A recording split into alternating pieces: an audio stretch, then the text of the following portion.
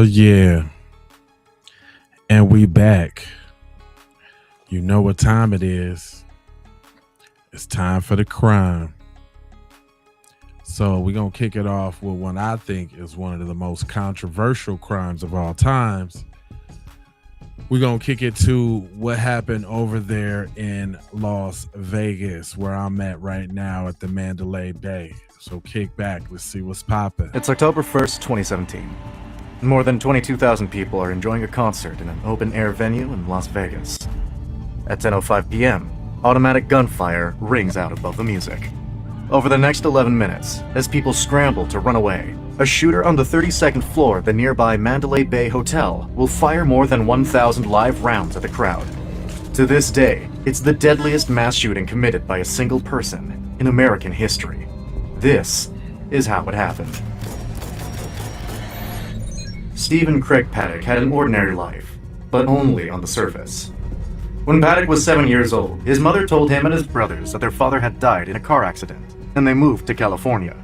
In reality, their father, a diagnosed psychopath, was arrested for robbing a bank, and after escaping prison, he became one of the FBI's 10 most wanted criminals. They never saw him again. Growing up, Paddock was fiercely independent, and he didn't much care for friends. But he was analytical, good with numbers, and he knew it. After studying accounting, Paddock wanted to make money. Real money. After working at the post office, the IRS, and as an auditor for defense contractors, he was able to save enough money to buy a 30-unit apartment complex in California. Anytime Paddock became interested in something, he approached it with relentless focus. Real estate was no different. He would buy undervalued properties, remodel them, and rent them out. He was a good landlord. Cayenne, he what kept up? rents reasonable, he knew his tenants' names, and he taught himself how to install air conditioners, fix plumbing, handle electrical wiring, and do carpentry. Whenever his tenants needed something, he often fixed it himself. Over the years, Paddock built a small empire of properties, many of them generating him hundreds of thousands of dollars a year. In 2012, he even sold a 111-unit building in Texas for around $14.4 million. But in 2015, when Paddock was 62, he decided to retire. He sold his company and his personal home and moved to a retirement community in a quiet Nevada town called Mesquite. Paddock chose to retire here for a very specific reason. Throughout his life, he had sustained a quiet but steady gambling habit, and 81 miles, or an hour-and-a-half drive away from that quiet town, was the city of Las Vegas. Despite having a modest lifestyle, Paddock lived for the casinos. Hotels often gave him complimentary rooms and concierge services, knowing he'd spend heavily. MGM Resorts even extended him a $100,000 line of credit so he could play in their casinos. One time, he spent 4 months straight in a Vegas hotel, gambling almost every single day. But unlike most gamblers, Paddock wasn't reckless. As with anything he took seriously, he approached it methodically. He played video poker, a game that allowed for strategy. He studied the odds and tried to beat the system. Sometimes, he even succeeded. Paddock also had another hobby, firearms. But he never used them publicly or for sport. He was just a collector. Around this time, Paddock was living with his girlfriend, a woman from the Philippines. In their first years together, she described him as quiet but kind and caring. These days, he was mostly quiet. She said he seemed depressed. It's impossible to know exactly what was going on in Paddock's mind. From the outside, he may have looked like an unremarkable man living out his retirement quietly. But at some point around this time, he made a fateful decision. In October 2016, Paddock turned his attention back to guns. Over the years, he'd collected 29 of them, mostly LA. handguns and shotguns, but this time he was buying rifles, dozens of them. To his girlfriend, this was a good sign. Paddock hadn't shown real interest in anything for months, and she just assumed this was just a renewed passion for his hobby. The next year, Paddock bought her a flight to the Philippines so she could visit her family, and gave her $150,000 to buy a house there. Then, alone, he began carrying out a plan he'd been working on for nearly a year. Today, some threats aren't as obvious as gunfire. Every search and every click reveals tiny pieces of who you are online. In fact, there's an entire $389 billion industry of data brokers who scour the internet for people's names, phone numbers, emails, addresses, and browser history, and then sell it for a profit to broker lists, but for you. When you sign up to off hundreds of specific data to protect yourself to October 1st, Stephen Paddock's movements became increasingly deliberate. He spent much of the time traveling between his home in Mesquite and the Ogden Hotel in downtown Las Vegas, coming in and out with large suitcases and trash bags. He flew to Arizona to get more rifles. He bought armor-piercing rounds from an ammunition dealer in Reno. He tested weapons in the middle of the desert. On September 25th, he checked into the Mandalay Bay Hotel in Vegas. On the 27th, that's the Vegas he asked to be dude. moved to a room with a better view.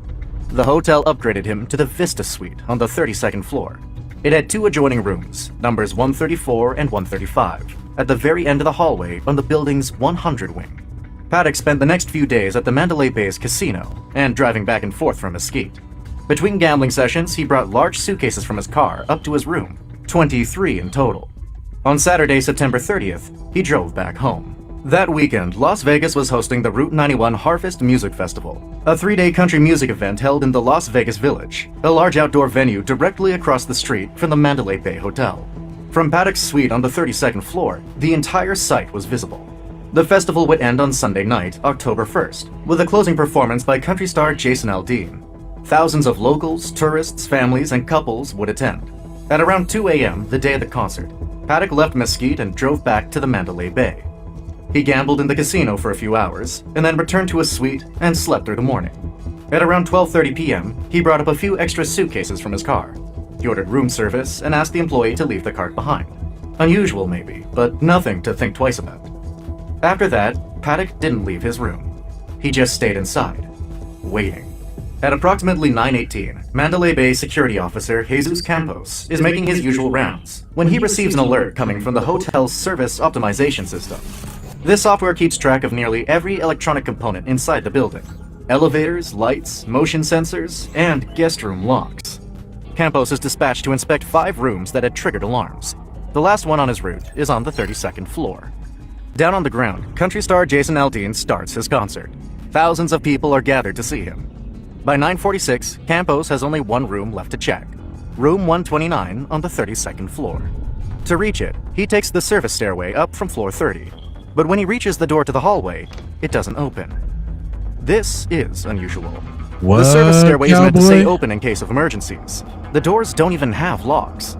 Campos has to find out what's blocking the door, so he goes back down the stairs and takes the main elevator up.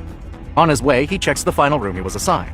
But when he reaches the service stairway, he finds something that's not supposed to be there. The door has been bolted shut. This is no accident, so using a nearby phone, Campos calls hotel security and reports the issue. The time is 10:04 p.m. On the other side of that wall, Stephen Paddock is standing by the window, holding a rifle modified for rapid automatic gunfire. At 10:05, he fires 2 single shots into the crowd. Then, he switches to fully automatic and opens fire. As Campos starts walking back, he passes a room service cart, but doesn't notice it has 2 hidden cameras pointing at opposite sides of the hallway. They're connected with a wire to a laptop inside Paddock's suitcase, and he's watching the feed in real time. As he's walking back, Campos hears what he thinks is a loud drilling sound coming from the Vista Suite. All of a sudden, it stops, but not for long. Paddock starts firing blindly at the hallway through his room door, and Campos reacts too late. He ducks for cover but gets hit in the leg and radios hotel dispatch for help. Meanwhile, Paddock returns to the window and starts firing at the crowd again. Down below, security guards and police officers stationed near the venue have mistaken the first round of gunshots for fireworks. But when they hear the sounds again and no colors light up the sky, they finally realize what's happening. The crowd does too. The music cuts out, and people start running in every direction. As the crowd scrambles to run away, Paddock fires at them continuously, for minutes on end. Meanwhile, an engineer called Stephen Shuck arrives at the 32nd floor to fix the door on the service stairway. As he makes his way through the 100 wing, he hears what he thinks is a jackhammer echoing from the end of the hall. Inside the Vista Suite, Paddock sees him coming. And when Shuck sees Campos bleeding behind a door, he shouts for him to take cover. Paddock fires through his door again, and Shuck dives behind an alcove just in time. Once the gunfire stops, he radios hotel dispatch to send police officers. Paddock starts shooting at the crowd again, and a few moments later, 2 more security officers arrive on the 32nd floor.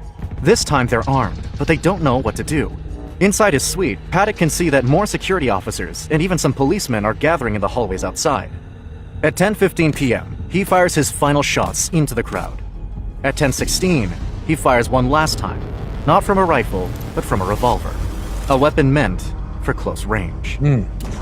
After that, the shooting stops. At this point, the police have called in a SWAT team to breach Paddock's room. While they're waiting for them, several police officers evacuate guests from nearby rooms. At 10:41, 2 SWAT teams finally arrive at the 32nd floor. One of them comes through the main elevator, and the other pries the door of the service stairway open. As both teams approach the end of the hallway, they see the room service cart with the camera's Paddock set up. Because of the wires, there's a possibility that he's armed an explosive. The SWAT teams carefully point the cameras away and place a small explosive charge on the main door.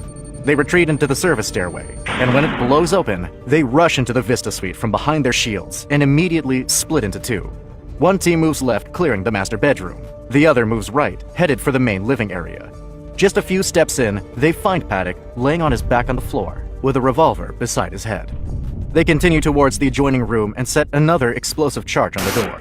Inside, they find a laptop connected to the hallway cameras, rifles on the beds, and a large hole in the window, but there are no explosives and no one inside. The room is clear. It's over. That night, on October 1st, 2017, Stephen Paddock took the lives of 58 innocent people. 31 died at the concert, 27 in nearby hospitals. In the years that followed, 2 more died from their injuries, bringing the total deaths to 60. It was the deadliest mass shooting committed by a single person in American history. Beyond that, another 689 people were physically injured. But the Las Vegas Metropolitan Police Department considers every one of the 22,000 people who attended the Route 91 Music Festival a victim. And that number doesn't include the hundreds of bystanders walking along the Vegas Strip, or the families of the deceased. After the shooting, the FBI's Behavioral Analysis Unit spent months examining Paddock's finances, his relationships, his past, and his digital history. But what they found only raised more questions. Paddock had no criminal record, no history of violence, and no affiliation with any political or religious ideology. He wasn't active online, didn't leave a manifesto, a note, a video, or even a line of text explaining what he'd done. He hadn't told anyone, not his family, not his girlfriend. Financially, he was stable. His wealth had declined slightly, but his debts to the casinos were paid. According to the FBI's report, Paddock chose Las Vegas because the Mandalay Bay Hotel offered a perfect vantage point to an open-air venue. The decision to strike there was purely tactical.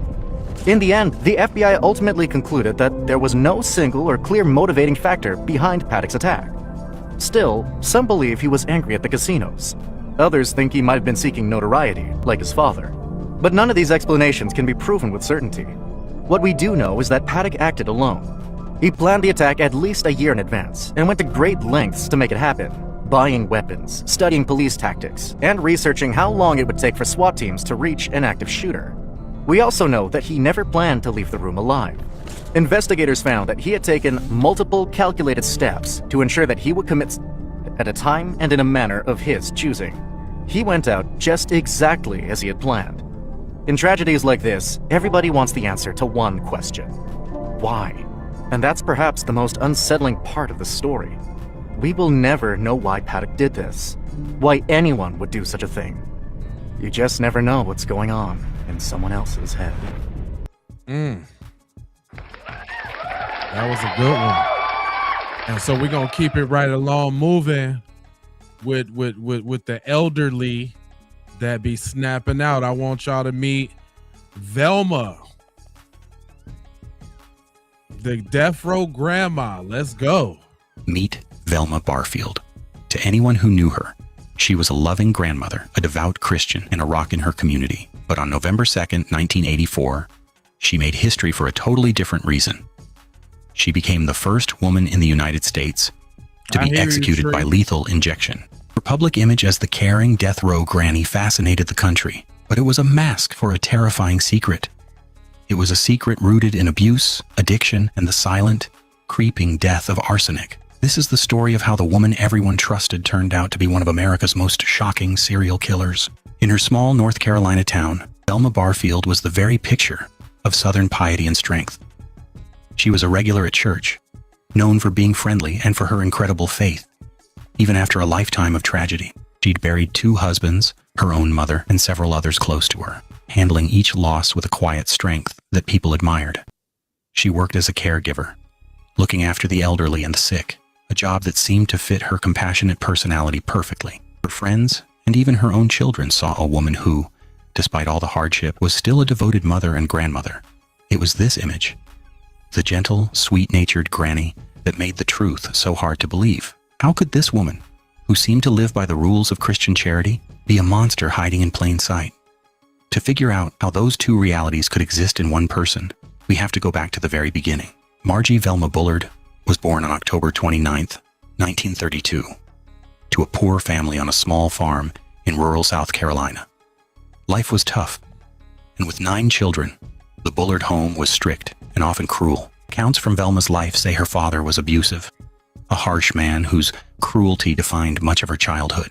Desperate to get away, the 17-year-old Velma dropped out of school and married her high school boyfriend, Thomas Burke.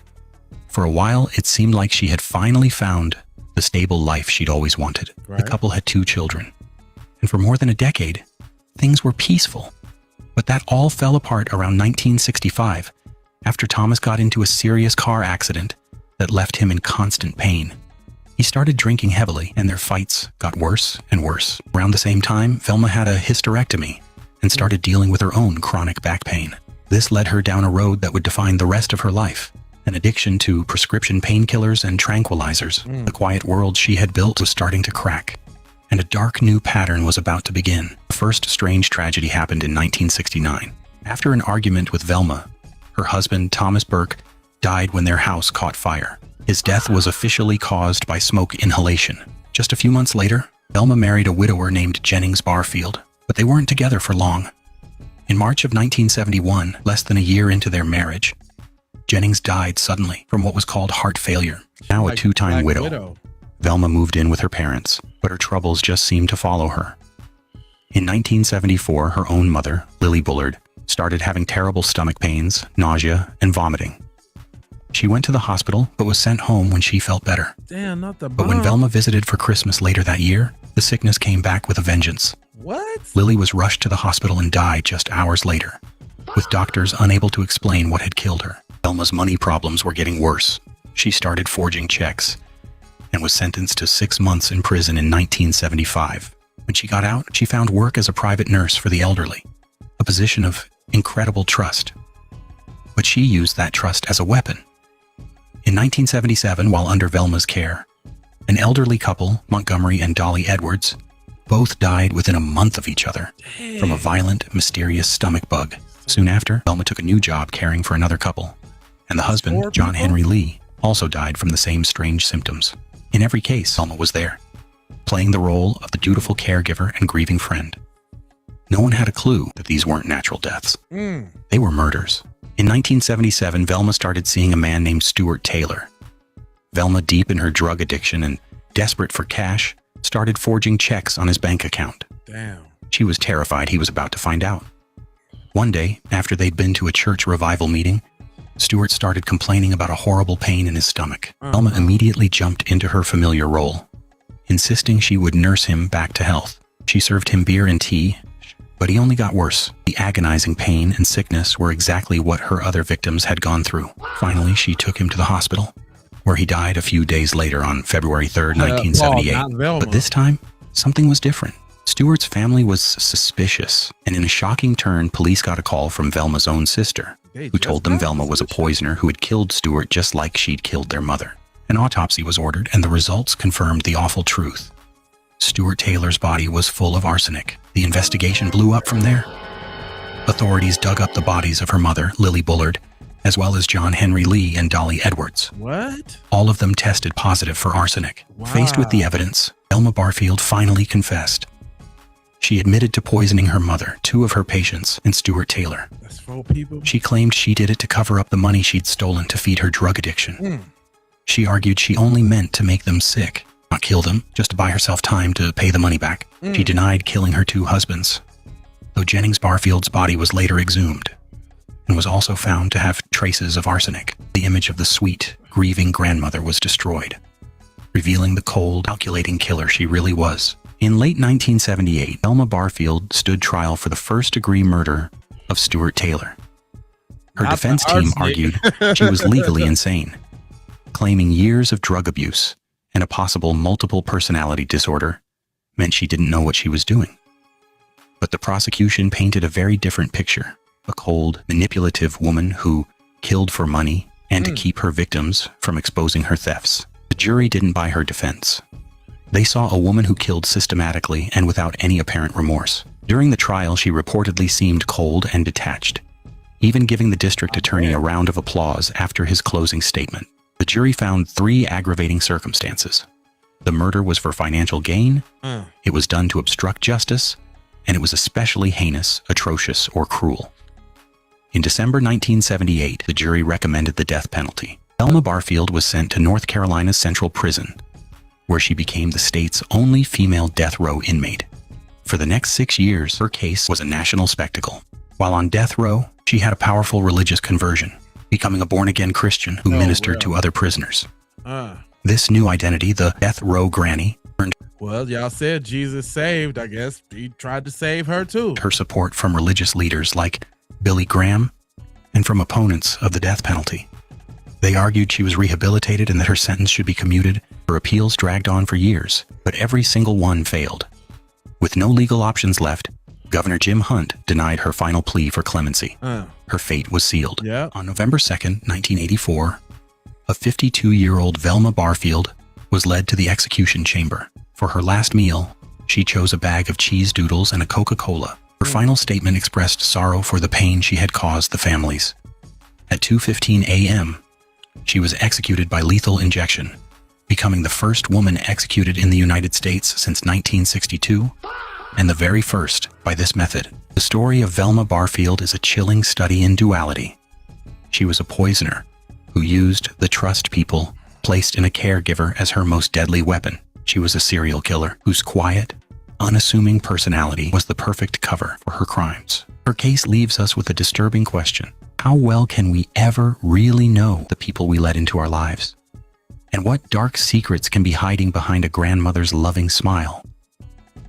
Damn, that one is pretty creepy, man. Granny up to no good. Hey, I like the rapid fire, so we just gonna kick it right off with 10 truck drivers who were serial killers. Open road represents freedom, but for some, it represents the ultimate hunting ground. In 2009, the FBI launched the Highway Serial Killings Initiative after noticing a terrifying pattern. Hundreds of bodies dumped along America's interstate corridors. Today, we count down 10 truck drivers who were actually serial killers. For 1, Keith Jesperson. Operating in the early 1990s, this long-haul trucker murdered at least 8 women. He taunted police by writing confessions on truck stop bathroom walls, signing each one with a chilling smiley face. Number 2, Robert Ben Rhodes. Rhodes converted the sleeper berth of his semi-truck into a literal mobile torture chamber. Convicted of 3 murders but suspected in over 50, he hunted hitchhikers and stranded motorists for over 15 years. Number 3, William Bonin. Bonin used his local commercial driving jobs to terrorize Southern California. He utilized the sprawling freeway network to transport and dump his victims, leading to 14 convictions before his 1996 execution. Number 4, Bruce Mendenhall. 14. Arrested at a Nashville truck stop in 2007, Mendenhall's run ended when an observant detective spotted blood inside his cab. He was convicted of 3 murders, but police suspect him in several multi-state highway cold cases. Number 5, Adam Leroy Lane. Lane didn't hunt at truck stops. Instead, he parked his massive rig near quiet suburbs, directly off highway exits. Armed with knives, he entered homes to attack victims while they slept before a victim's father subdued him in 2007. Number 6, Delmas Colvin. Operating through the 80s and 90s, this Ohio trucker exploited the transient nature of truck stop corridors. Convicted of 5 murders, Colvin later confessed from prison to killing over 50 women, frequently hiding them in remote trucking yards. Number 7, Peter Sutcliffe. This British killer proved the trend was global. Wow. Sutcliffe murdered 13 women in the late 1970s while working as a lorry driver, using his... Hey Dave, do you got the is there articles that we can pull up and all of that? You want to come up and tell that story? because we do the live call-in on the crime. You want to come up and tell that story? The last one we had was fire. If you got the receipts, we'll pull it up. You ain't got to show your face or nothing. I put the link out there for you to get out. Let me know. His official mandatory company delivery logs to provide flawless alibis to investigators. Number 8.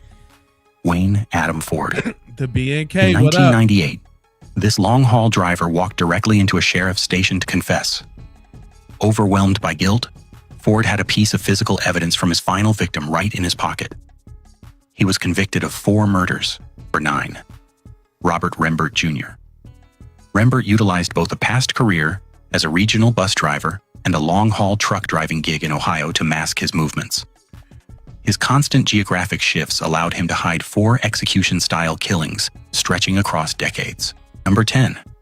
John Robert Williams. Williams operated a cross-country route, attacking transient women. While convicted for the definitive forensic cases of 2 victims, his massive confession of over 12 slayings completely overwhelmed regional law enforcement tracking.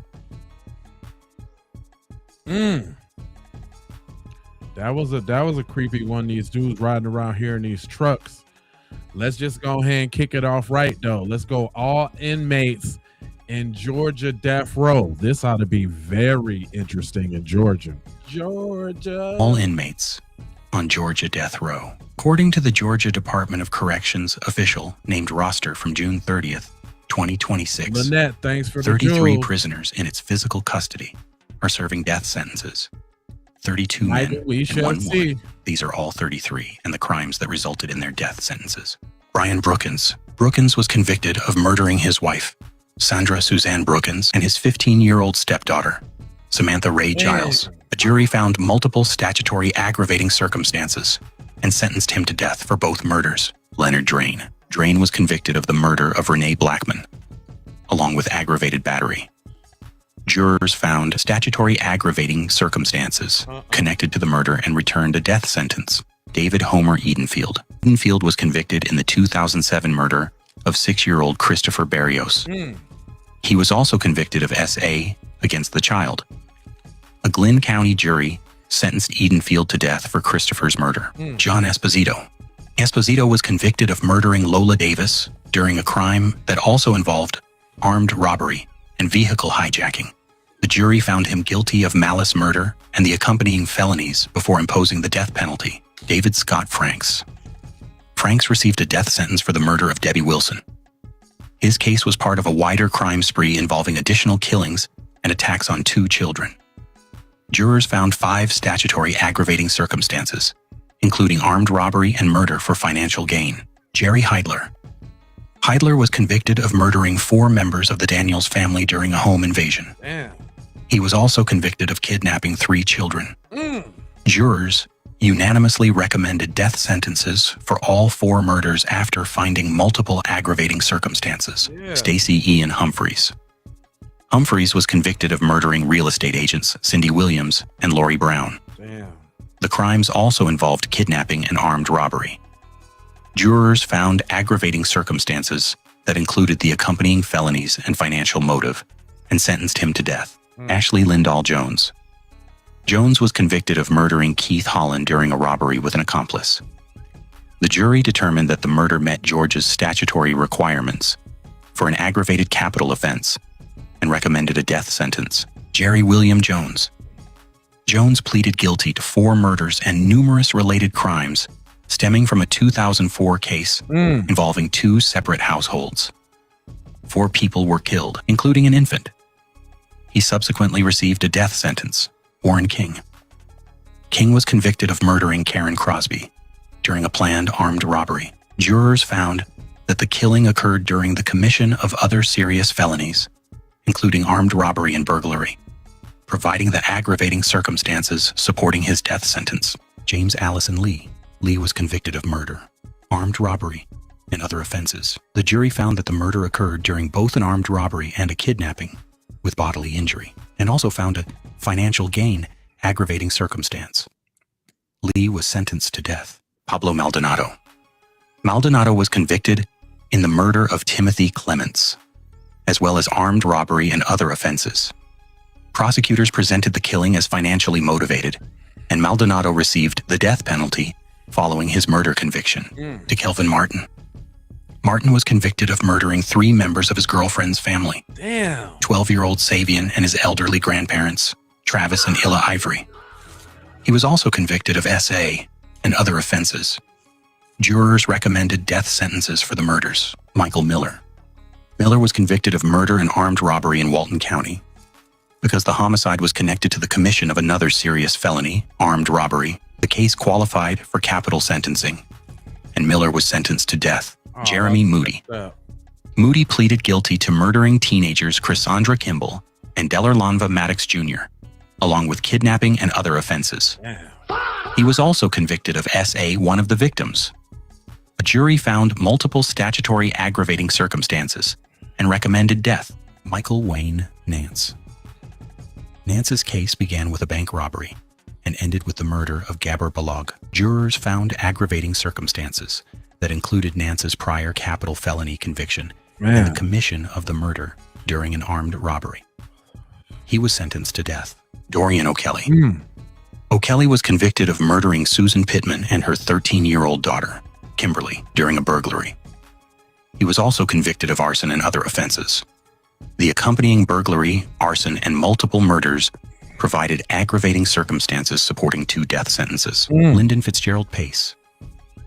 Pace was convicted of murdering an SA4 women in Atlanta, several of whom were elderly. He was found guilty of 4 counts of malice murder and additional sexual offenses. The jury returned a death sentence for each murder. Virgil Delano Presnell Jr. Presnell was convicted in a case involving the abduction of 2 young girls. The 8-year-old victim was murdered, while the older child survived. Presnell's murder and kidnapping convictions ultimately resulted in his death sentence. Mustafa Rahim. Rahim was convicted of multiple murders and other offenses in Henry County. Although he received life sentences for some of the killings, the jury imposed the death penalty for the murder of Miriam Hollis after finding statutory aggravating circumstances. Billy Daniel Rollerson was convicted of 3 murders involving Jason Hampton, Charlie Dixon, and Gail Taylor, as well as burglary, kidnapping, and additional offenses. Jurors found 7 statutory aggravating circumstances and returned death sentences for all 3 murders. Lawrence Rice. Rice was convicted of murdering Connie Mincher and her 14-year-old son, Ethan, during a burglary. The jury found multiple statutory aggravating circumstances surrounding the 2 killings and recommended that Rice be sentenced to death. Reynaldo Javier Rivera. Rivera was convicted of murder and multiple SA offenses in the capital case. Jurors found aggravating circumstances that included the murder occurring during the commission of other serious crimes. Rivera was sentenced to death. James R. Rogers. Rogers was convicted in Floyd County of murdering his neighbor Grace Perry and of aggravated assault involving another woman. A jury returned a death sentence for the murder. His conviction and sentence have since been the subject of decades of appeals. DeMarcus Alley Sears. Sears' case is unusual because his Georgia death sentence was imposed for kidnapping with bodily injury rather than a Georgia murder conviction. He kidnapped Gloria Wilbur during an armed robbery, and she was later murdered. Jurors found that the kidnapping was committed in connection with the murder and imposed death. Daryl Scott Stinsky. Damn.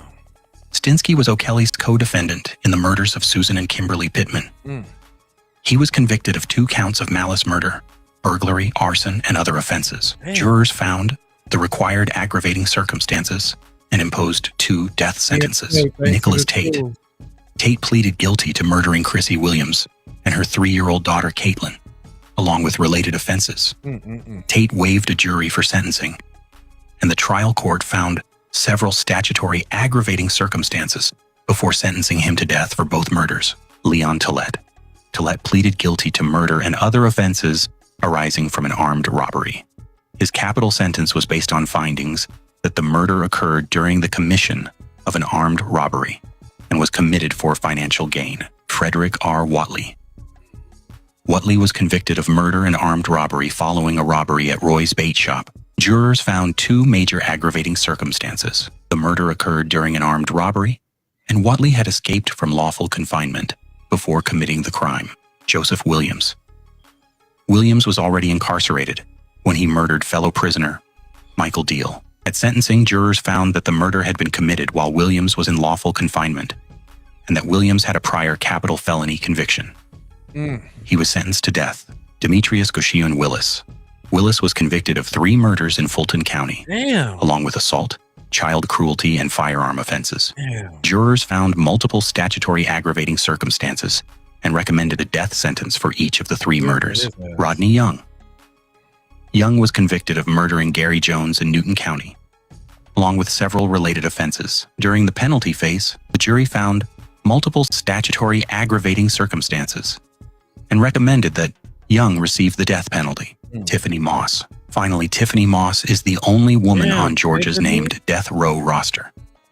She was convicted in 2019 of murdering her 10-year-old stepdaughter, Imani Moss, following prolonged child abuse and deprivation. The Gwinnett County jury found her guilty and sentenced her to death.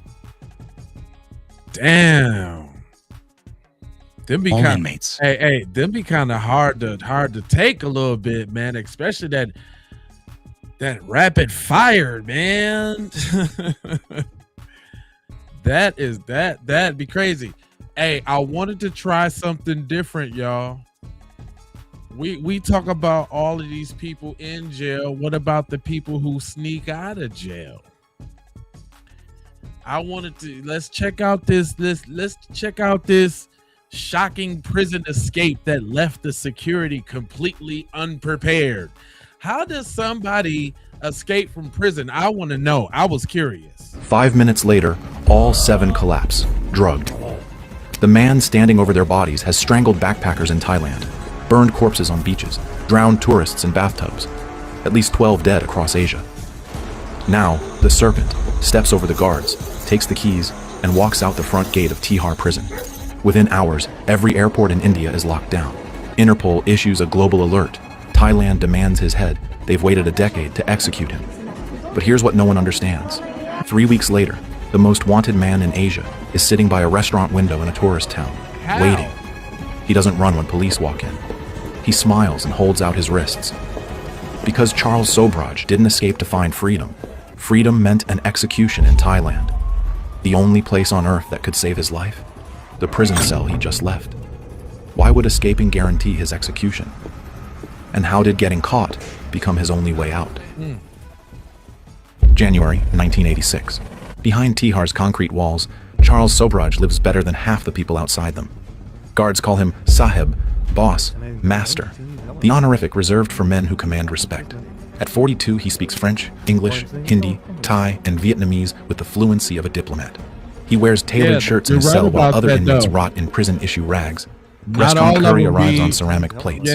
Cold Kingfisher beer materializes after lights out. Where other prisoners sleep on concrete slabs, Sobhraj reclines on a feather pillow. The secret isn't violence, it's economics. Gems sewn into the lining of his jacket convert to bribes faster than cash. Guards, cooks, clerks, even the warden's assistant find rupees pressed into their palms for small favors that compound into absolute privilege. Sobhraj has transformed India's most notorious prison into his personal hotel, and nobody questions the arrangement because everyone profits from it. But comfort means nothing when a death sentence waits at the gate. Sobhraj's 12-year term for drugging French tourists in 1976 expires in weeks. Release should mean relief, but for him, it means extradition, a one-way flight to Bangkok, where Thai prosecutors hold warrants for 6 murders. The victims were young Western backpackers drifting through Southeast Asia on shoestring budgets. A Dutch couple found strangled in a Bangkok apartment. An American woman burned beyond recognition on a Pattaya beach. A Canadian student whose body washed up near Phuket. The press dubbed him the Bikini Killer, for the swimwear his victims often wore when discovered. Thailand wants Sobhraj's neck stretched by rope, or his veins flooded with lethal injection. The method varies by era, but the outcome stays constant. If India releases him at sentence end, Thai officers will be waiting at Tihar's gate with handcuffs and a plane ticket to a death chamber he'll never leave. Sobhraj runs the numbers in his cell every night, scratching calculations on newspaper margins. Thai law carries a 20-year statute of limitations on murder. His earliest alleged killings date to 1975. If he can remain beyond Thailand's reach until 1995, every charge dissolves like morning fog. The noose becomes a paperweight, and the lethal injection becomes an empty threat. But his Indian sentence ends now in 1986. He needs 9 more years. 9 years the Indian government has no legal obligation to provide. The math is brutal in its simplicity. Freedom in 1986 means death in Bangkok. Prison until 1995 means survival. Release isn't salvation. It's a trapdoor to an execution chamber. For the first time in his life, Charles Sobraj desperately wants to remain behind bars. So how do you force a country to imprison you longer when they're legally required to release you? Confessing to new crimes takes months of investigation and trials. Appeals drag through bureaucratic quicksand. Neither option delivers the immediate delay Sobraj needs. He requires something that generates charges, headlines, and years of court proceedings all at once. Something so audacious that no prosecutor can expedite it, no judge can dismiss it, and no extradition order can leapfrog it. And then the solution arrives, elegant and insane in equal measure. Escape. Not to disappear, to get caught. Break out of Tihar, commit new felonies in the process, dominate the news cycle, then let police recapture him in spectacular fashion.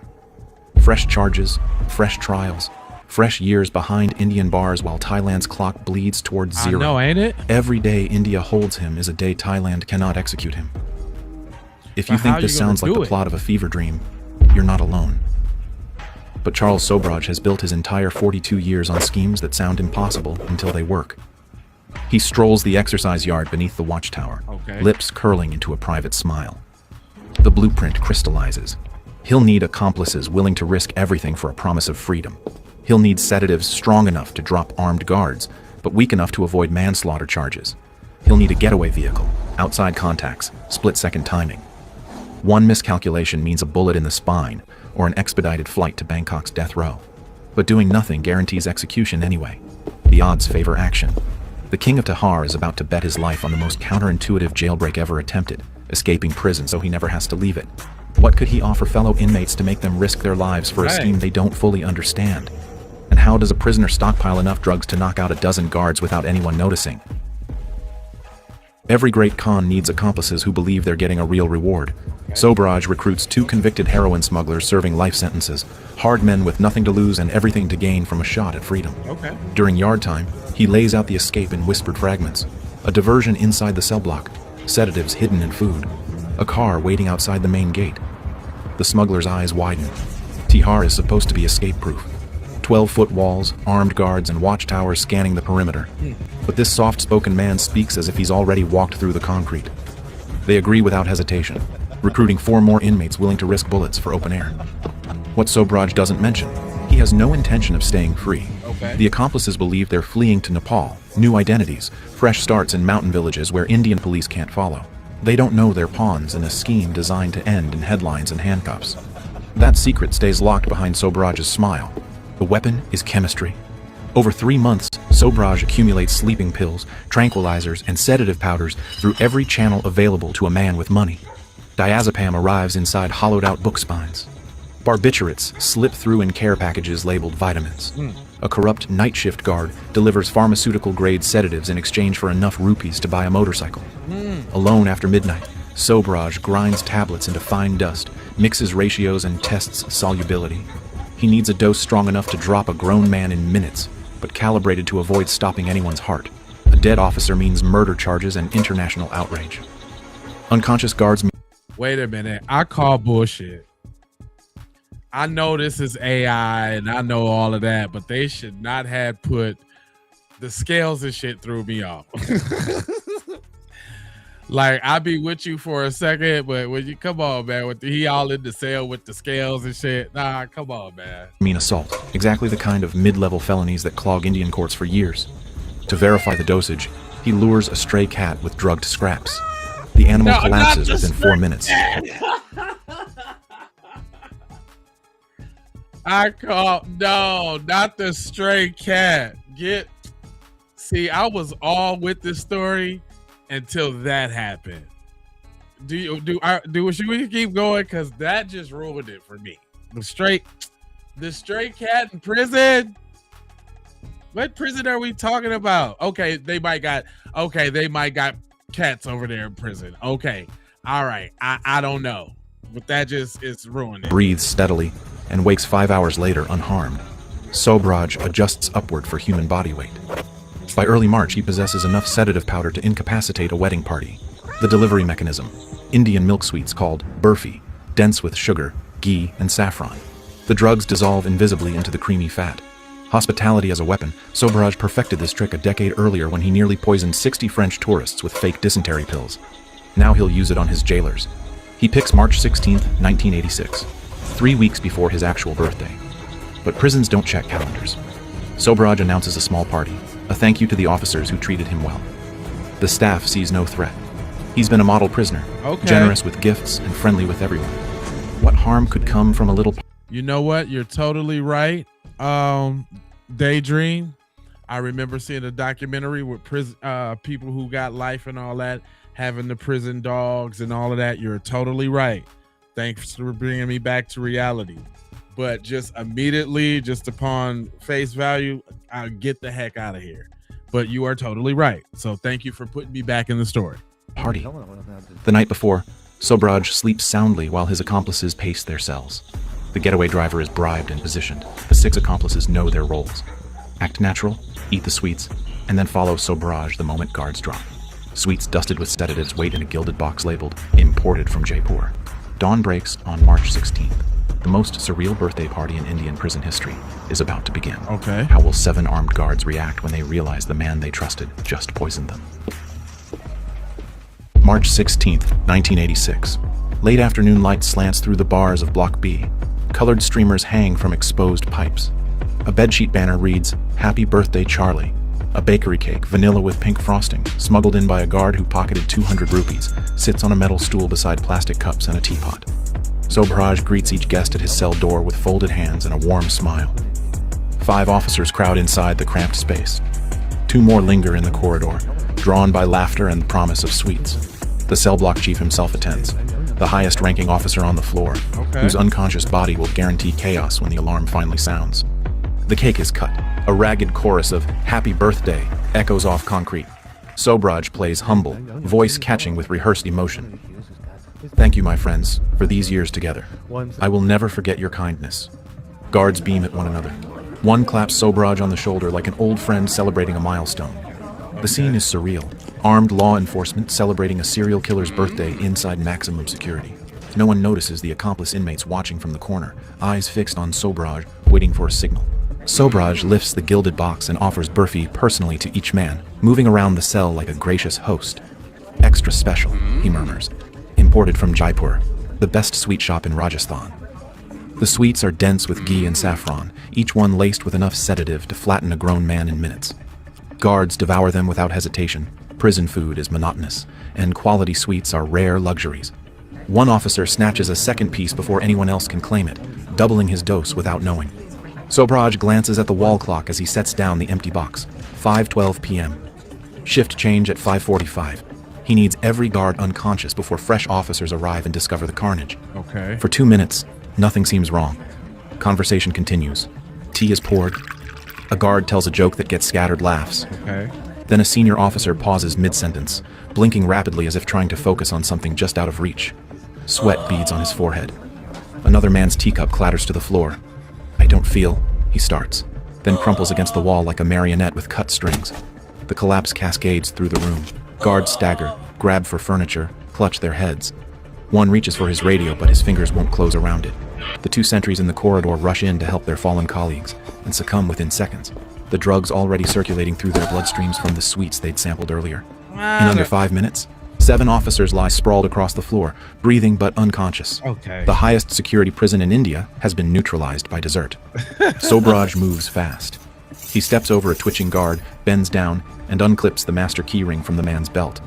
An accomplice lets out a whoop of triumph, and Sobraj silences him with a glare sharp enough to cut. Is this MacGyver? Is this an episode of MacGyver? Because now I'm like, bullshit. Get out of here. Fresh, imported from Singapore. These are the saffron. They're saffron, they are. What if you don't get your ass out of here?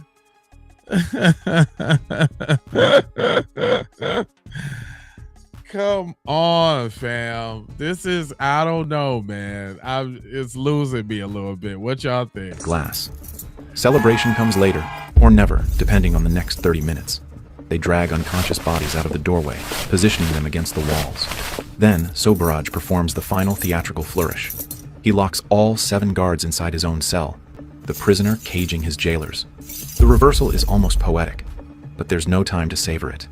He leads 6 men down the corridor at a deliberate, casual pace. Running draws attention. Panic draws bullets. They walk like trustees returning from an errand, nodding at a drowsy sentry who barely glances up from his newspaper, passing a clerk too focused on paperwork to notice anything unusual. Shift change is minutes away. At the final checkpoint, a guard sits behind reinforced glass with his hand near a panic button. Sobraj approaches with an easy smile. "Errand for the warden's office," he says in fluent Hindi. The guard hesitates. Something feels off, but Sobraj's face is familiar from years of model behavior. The guard buzzes them through. "Back in a minute," Sobraj calls cheerfully as the heavy steel gate swings open. It clangs shut behind them with a sound like a coffin closing. Okay. Outside, Delhi evening air fills his lungs for the first time in a decade. The White Ambassador waits exactly where promised. Engine idling, driver gripping the wheel. Sobraj ushers his accomplices inside and slides into the back seat. The driver pulls into traffic before the sun touches the horizon. Behind them, Tihar sits quiet, oblivious. Inside Block B, 7 guards will sleep for hours before anyone discovers the locked cell and the missing inmates. The accomplices tremble with adrenaline, giddy at their impossible luck. Sobraj offers only a thin smile. They expect him to celebrate, to reveal the border crossing, to plot their new lives. Instead, the car heads south, toward Goa, a tourist paradise 1,200 kilometers away, crawling with police, foreigners, and journalists. Every mile brings Sobraj closer to exactly the kind of attention a fugitive should avoid. His companions don't realize they're riding into a trap that only one person in the car understands. What happens when India's entire law enforcement apparatus starts hunting the most infamous killer on the subcontinent? And why would a man smart enough to escape Tihar choose a beach restaurant as his hiding spot? The drugged guards wake at dusk, disoriented and utterly humiliated. Okay. They find themselves locked inside a prisoner's cell, their radios out of reach, their dignity in ruins. The alarm klaxon screams through Tihar within minutes, echoing across the prison complex like an accusation. By midnight, an all-India alert floods every airport, seaport, train station, and border crossing from Kashmir to Kerala. The bikini killer has escaped. Police roadblocks sprout on every highway out of Delhi. Armed officers stop cars, check trunks, interrogate drivers. Interpol issues a red notice flagging every international transit point. Newspapers run screaming headlines. Serial killer drugs guards with birthday cake. Strolls out front gate. The public oscillates between terror at a murderer on the loose and grudging admiration at the sheer audacity of the scheme. Okay. Sobraj's legend swells into dark mythology. Days pass with no sign of Sobraj or his crew. Rumors swirl through police stations and newsrooms. He crossed into Nepal through a mountain pass, boarded a cargo ship in Mumbai harbor, bribed his way onto a private plane. Thai officials send furious cables demanding answers. Indian police sweat through sleepless nights, careers hanging by threads. And while every detective combs shadows and borders, Charles Sobraj sits in a wicker chair at Okokero restaurant in Goa, eating prawn curry by a window that faces the street. Thanks. No disguise, no alias. His signature cap and sunglasses are visible to anyone who glances inside. He reads a newspaper, one with his own face on the front page. Thanks. April 6th, 1986. His actual birthday, 3 weeks after the escape, finds him chatting with European tourists at a neighboring table, charming as if he's a businessman on holiday rather than the most wanted man on the subcontinent. A tip reaches local inspector Madhukar Zende, someone matching Sobraj's description at a beachside restaurant. Zende drives there half expecting another hoax, the 100th false sighting this week. Instead, he spots the unmistakable profile through the glass, backlit by afternoon sun. Heart pounding, Zende pushes through the door and approaches the table. "You are Charles Sobraj. You are under arrest." The restaurant freezes. Diners hold their breath. Sobraj looks up from his curry, meets the inspector's eyes, and smiles with genuine warmth. His wrists extend before Zende even reaches for handcuffs. "Happy birthday to me, Inspector." 3 weeks after the most audacious prison break in Indian history, the Serpent is back in custody, caught in a tourist restaurant, making no effort to flee. But I thought Authorities he are was relieved but committed a baffled. felony. Why would a genius escape artist loiter in plain sight? Hidden loot? A rendezvous gone wrong? Or I guess A mental escape is breakdown? a felony, right? They interrogate Sobraj for hours, and he answers with the smugness of a chess player explaining checkmate.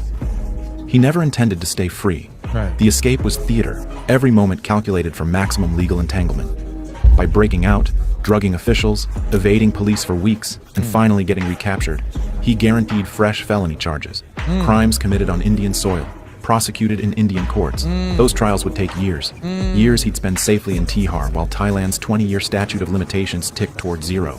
Every headline, every roadblock, every humiliated guard added weight to his case file and months to his sentence. He didn't escape prison. He escaped extradition by forcing India to keep him locked up longer. Officials stare in disbelief. The scheme is so brazen it barely sounds legal, except that's exactly the point. Sobraj exploited loopholes no lawmaker imagined. Indian courts convict him of prison escape and drugging government officers. The sentence, 10 additional years.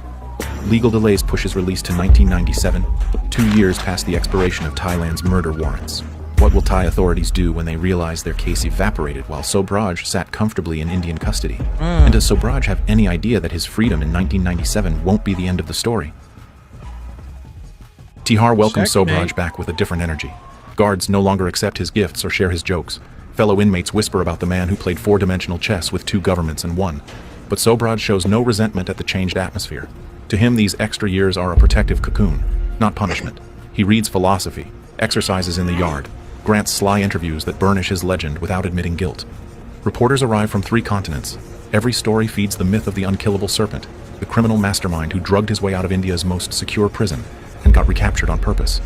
The restaurant in Goa installs a commemorative plaque at the table where he was arrested, a tourist attraction born from a serial killer's hubris. Thailand watches helplessly. Their extradition request sits in bureaucratic limbo as months become years. By 1995, the statute of limitations on the earliest murders expires. By 1997, every charge dissolves into legal vapor. Thai prosecutors, once hungry for a death sentence, close their files and slide them into archives. They lost a game they didn't know had started until it was already over. In February 1997, Charles Sobraj walks out of Tihar's gates, 52 years old and genuinely free. The Thai warrant is worthless paper. He boards a plane to Paris, cameras flashing at the departure gate, and lands in France, a citizen protected by laws that forbid extraditing nationals for crimes now erased by time. He signs book deals. Film producers circle with contract offers. Journalists buy him espresso in Montmartre cafes, while he recounts capers that left bodies across 2 continents. He transformed capture into victory, prison into sanctuary, and an escape into a life sentence he actually wanted. But hubris has a longer memory than statutes, and Sobraj never learned when to quit while ahead. In 2003, Sobraj makes a decision that baffles everyone who followed his story. He flies to Nepal, a country that never forgot the 2 Western tourists found murdered in Kathmandu in December 1975. Connie Jo Bronzish, a 29-year-old American, and Laurent Carrière, a 26-year-old Canadian, both strangled in circumstances bearing Sobraj's signature. Nepali law carries no statute of limitations on homicide. The case remains open, the evidence preserved. Why would a man who spent 11 years engineering his own imprisonment to avoid extradition voluntarily enter another country that still wants him for murder? Some speculate arrogance, the belief that he'd escaped justice so many times that luck had become skill. The answer may be simpler. Charles Sobraj never learned to quit while ahead. Within weeks of arriving, a journalist recognizes him at a Kathmandu casino. Police surround the building.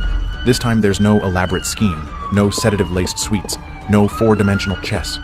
Just an old man caught in a country that never stopped wanting justice.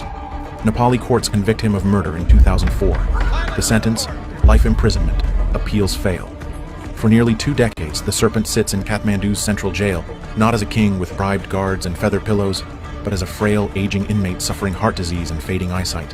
In December 2023, at 78, Nepal releases him on humanitarian grounds, a dying man no longer worth the cost of incarceration.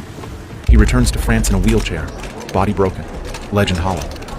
The escape artist who outwitted Thailand and manipulated India couldn't resist one final gamble. Nepal's patience outlasted his luck. His story proves something uncomfortable. Brilliance without conscience devours itself. Every scheme, every drugged victim, every courtroom manipulation led him back to a prison cell. If you want to see another criminal... Well, not really. He got out, though. That was crazy. That was crazy. He ended up going out. Then they gonna let him out because he was too old? That's crazy. That was a wild one, y'all.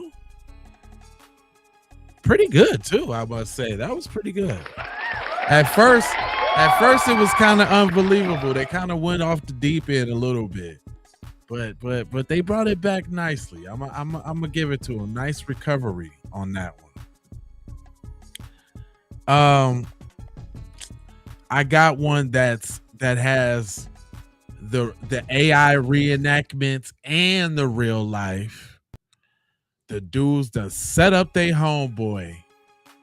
Let's go. At around 10:30 a.m. on December 14th, 2018, emergency dispatchers in Lansing, Michigan received a frantic call from a man who had just walked into his friend's apartment and made a disturbing discovery. 911, what's the location of the emergency? I think the ambulance. I just came into my friend's house and I found him. Yeah. Do you think that he's beyond help? He's not breathing. He's not moving. He's been like this, it looks like, for a minute. What makes you think that he's been there for a while? He's hard. No, he was shot. Somebody shot him. Officers and detectives from the Lansing Police Department rushed to the scene to find a crime scene just as disturbing as what had been described on the call. As they entered the apartment building, the first red flags appeared. There were no signs of forced entry, and the door to the victim's apartment was slightly ajar. Lansing Police, screener mix-up known. Ready?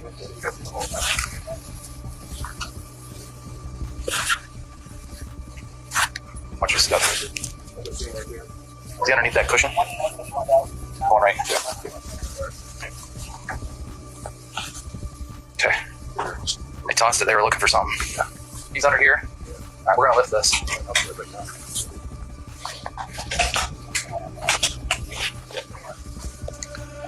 They found a black male lying face down in a pool of blood, shot in the head, with multiple gunshot wounds to his torso, and his body was already cold to the touch. It was clear that this was a homicide. But what exact events led to his death remained a complete mystery for now. Let's grab, if you want to grab 2 medics, they'll need the whole engine crew in here and everything else. Come up here and go from there, okay? Chris is on his way. He'll be here in just a second. The rest of us will back out and hold this door. As officers worked their way through the crime scene, they still hadn't identified the victim. Dispatch advised them that the 911 caller was still on scene. But at that point, he could have been a witness or a suspect. And given the nature of the crime, officers were not willing to take any chances. Okay, you want to just come back to my car? I'll set you down real quick for weapons and whatnot, okay? And then we're going to go to the passenger side. This vehicle right here. Just until we can get everything figured out and then get somebody to interview you. Situation like this, we definitely don't want to lose you, you know what I mean? Take a seat right there. So who is he? Is he your buddy or? Okay. Well, I'm sorry for your loss. The caller identified the victim as 28-year-old Donovan Barfield, remembered by his family as a devoted father, a loyal son, and a good friend. As officers continued questioning the 911 caller, he identified himself as Joe, a friend and former roommate of Donovan's. I've known him for about 4 or 5 years. What's his last name? Barfield. Why'd you come over here today? I came to grab some tools. What'd you notice when you opened the door? Was it unlocked? When I came in the door was like, it was unlocked. But when I stuck my key in, like the door just kind of like pushed open. So when I went in, like I seen the crib, like it looked like somebody went through the whole crib. So I'm calling for him, like, Luke. That's what I call him, Luke. I'm calling his name. I don't hear anything. So you said you had a key for the apartment? Why do you have a key? Yeah, my garage and everything, so I kind of been staying over here. How long have you been staying? When did you last see him? Last night, I don't know what time. Like 8, 7, 8 o'clock. Do you know anybody that was having any issues? Anybody? Nobody. I don't know. Really. Joe appeared deeply emotional, but to officers he was also noticeably nervous. And when detectives arrived on the scene, they made a very curious observation about the shell casings near Donovan's body, a detail that would later reveal a much deeper connection to Joe. Any cartridge cases or anything? No, that's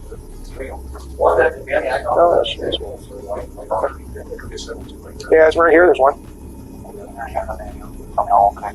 Detectives noticed shell casings from 2 different firearms scattered across the scene, a clear sign that more than one person had been involved in Donovan's killing. But since there were no signs of forced entry, it strongly suggests that they could be Donovan's friends. All right, so what's going to happen? I'm going to take you down to our police department, and the detectives are going to talk to you there, get your whole story, try to figure this out, okay? Since Joe had lived with Donovan, detectives strongly suspected that he knew more than he was letting on. And as they canvassed the neighborhood, they uncovered new clues that only deepened the mystery. Hey, sorry to wake you up if I did. We had an incident that occurred in the apartments right across the walkway. I was wondering if you may have heard anything last night. I heard some shooting, but I don't know what it was. I didn't know if it was, I wasn't about to look out the window. Yeah, what time was that? Maybe 2 or something. I don't know. So early morning-ish? Yeah, I believe that, but that's... Do you know how many gunshots did you hear approximately? It's not about like 7 or 8. 7 or 8? You hear anybody yelling or anything like that, or just heard the gunshots? That was it? No, I just heard doors slamming. Shoot. I lay down. I'm sorry. I do not blame you at all. Not at all. That's crazy. They were police. They're out late at night. And they got into the vehicles out here. And broken vehicles. When was that? Let's see, Tuesday night. Let's see here. One day they were asking her for money. Okay. So did anybody else have any problems with them, or that's the oddest thing that's happened lately? Yeah, it's like they've been here all week. Do you know about how old they are, or do you guys have video cameras, or? I don't know how old they are. Did these kids have problems with anybody? No, they come every night. They stealing, breaking car. They sleep in the union, breaking the door. We've only had it go on this past week. The building manager's testimony immediately set off red flags for investigators. They were already looking for 2 suspects. There was a strong chance that these were the same men that were responsible for Donovan's murder. And as detectives spoke with 2 eyewitnesses, the urgency to find the suspects only intensified. So what happened on Wednesday that was different, or? 2 guys come down, knock on our window. What window? Right there where the sign is? Yep. All right, how do you, when you say they came down, where do you know they came from? Down that way. Did you know what apartment? No. Okay, no. And the young kid said, I'll pay you $10, let me spend the night. I said, I'm gonna call the police, we'll get out of here. Okay, so what, can you describe the kids? One was short. Okay, was he black, white, Hispanic? Both black. Okay, black male. He was short, like how short? The one was short. Yeah, one was about this tall, and the other one was a little bit taller. And the one that was shorter was hiding behind the other, so where it looked like it was just one person there. He carries a gun. The taller guy has a backpack? Yep. How do you know he has a gun? Because when he walked away, and you know how they have that other little pocket on the back part, you know, it has the big zipper on it, and then they have a little, you can see a shape of one. This statement left detectives with a chilling realization. 2 armed suspects were still moving freely through the neighborhood, with access to the building, turning the area into a dangerous place where anyone could be the next victim. But, despite reports of thefts and drug deals, there was very little for detectives to go on. The building had no surveillance cameras, and so by that point, the question of who shot Donovan Barfield and why remained completely unknown. The only person who might have known why someone would want Donovan dead was Joe, but detectives didn't know that he was not willing to give up his dark secret just yet. Now tell me about the buzzer box outside. So the last time you were home the night before, right? That's how I know somebody did. Somebody he knows, because the only way you can get in the door is if somebody buzzes you in the door. Okay? So it's like, I don't know how to explain it. It's like a metal box. If y'all go over there and it wasn't even closed all the way, basically. So as soon as I step the key, it just opened. Okay. So I just walk in. Okay. You walk in the apartment, where do you go? I close the door. As soon as I close the door, I look to the kitchen. And I just see everything through everywhere. So I walk up in the kitchen a little bit, walk out to the living room, back into the living room like Luke, screaming out his name. You know what I'm saying? Seeing to be in there. I'm like, it looked like somebody, trying to rob. Okay. But I didn't get no answer. So I kind of like walked by the couch, and he was like under the mattress. Did you go in the bedroom or anything? No. First, you stayed in the main area? Okay, you walked over. Was there a part of him sticking out of it? It was like, oftentimes we're not always necessarily proud of everything you've done. And I'm not here to judge Luke, and we're not speaking ill of anybody that's deceased, but these things help us figure out what happened, right? Again, not here to judge, but I feel like maybe you could tell us something about his lifestyle that maybe led up to this. I know, right here? He's from Detroit. I know he be in a lot of stuff down there, so I don't know if it could be something from there. Okay. Because he never let me go down there with me. Joe shares that Donovan was not originally from Lansing, and suspected his connections from Detroit were behind his death. He won't let me go out with him over. He don't know what happens. Gotcha. So I know he be doing some stuff down there. Down here, I know he do his little hustles on the side with the weed and stuff like that. But as far as like him having problems with somebody or something like that, I ain't never known him to get into it with one person up there. Okay. If he keeps to himself, he's a real private person. Okay. Any other hustles besides weed? Again, that's all I ever seem to do was weed. I try to run my business. Right. When he moved up here in September, was he coming from Detroit? No. Some people are real private. But I ain't never seen, as much as I've been around him, I've never seen him have a gun. Excuse me. Every time we go to Detroit, every time that I've been with him, a couple times, we keep it gun there. You keep the gun when you go to the deal. Okay. Spending some money on him or something. Like, it's got to be something like that. Okay. As Joe's interview wrapped up, detectives had no idea that he would return later with more shocking evidence. For now, they questioned whether Donovan's past in Detroit was tied to his murder. And to better understand that chapter of his life, they reached out to Donovan's mother. So you refer to your son as Lou? Well, his friends do. I just call him every now and then I come back. Okay. Is Lou known him? No. He doesn't have anything. What's your understanding of where Lou's living? What would you prefer to be called? Don. Okay. What would your understanding? We all have things in our past that we're not proud of. Certain people lead certain lifestyles. Is there anything in his past that in either Lansing or Detroit that could have led to this? I just, well, they told me that he would he was supposed to be trying to do what this friend's house, and she didn't want him to gamble there, so I don't know, maybe he came to this apartment and gamble or those numbers. None of her bad stories about people like that. Okay. I have, so that was the only thing I could, think of. Okay. What's that? Dice, and play cards. And things like he was at my house, he kind of goes around with the casino. When's the last time you spoke with Donovan? Day before yesterday.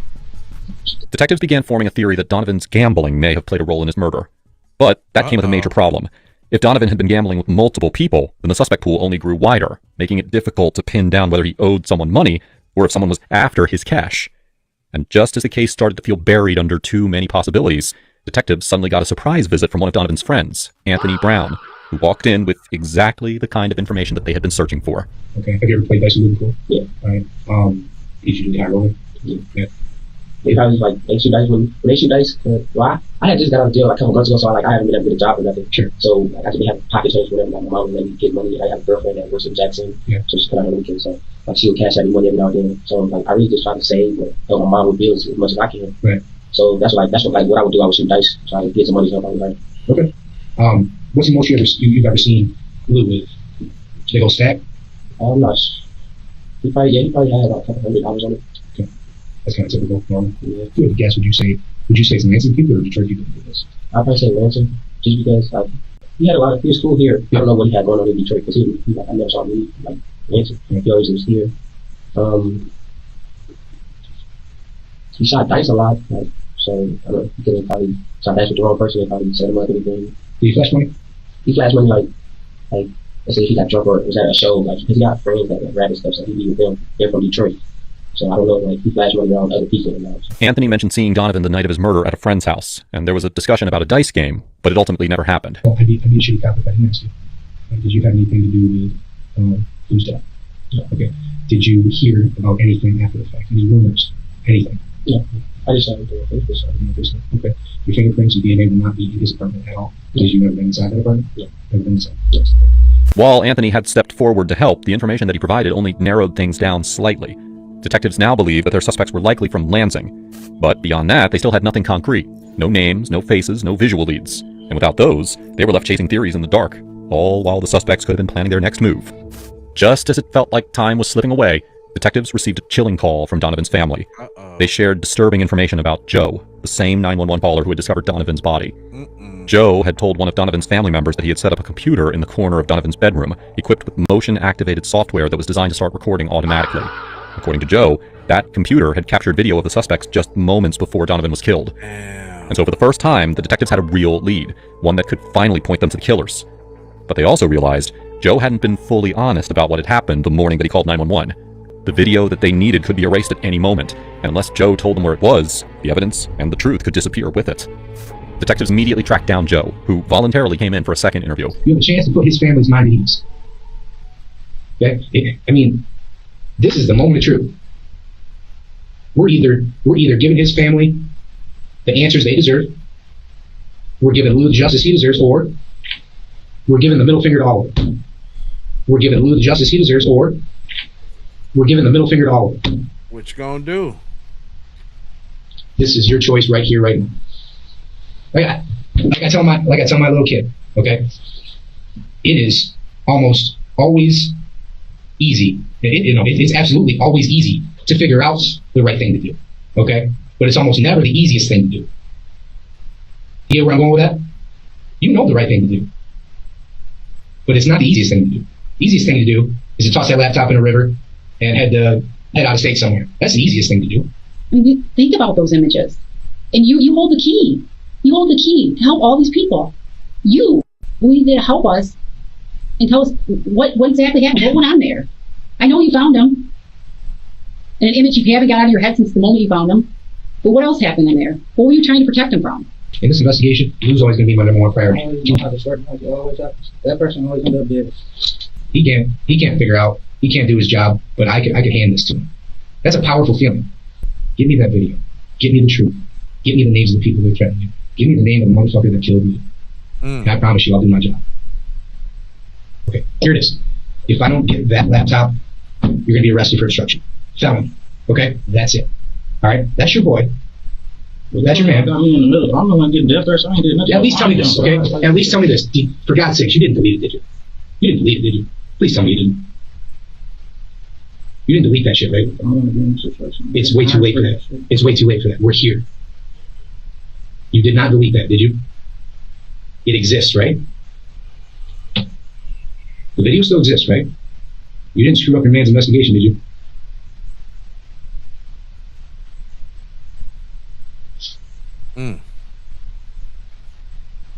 You don't have a choice here, man.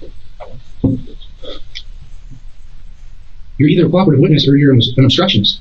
You're either obstructing a murder investigation or you're a cooperative witness. You can make that decision for yourself right now.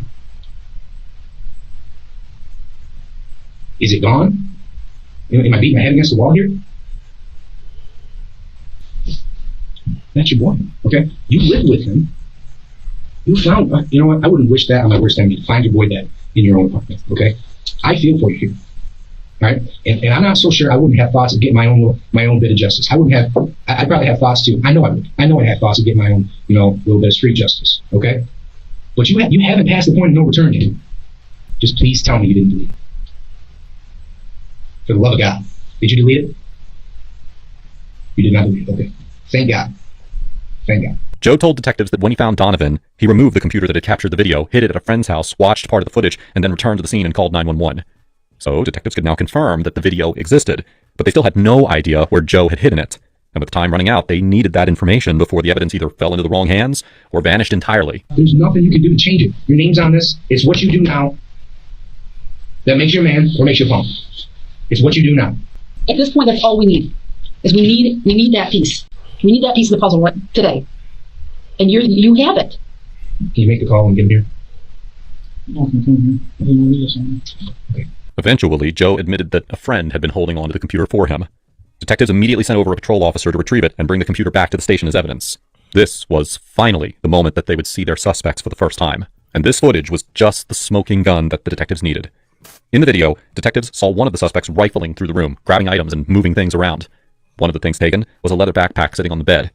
At one point, one suspect turned and faced the camera, giving detectives a clear enough image to grab a screenshot.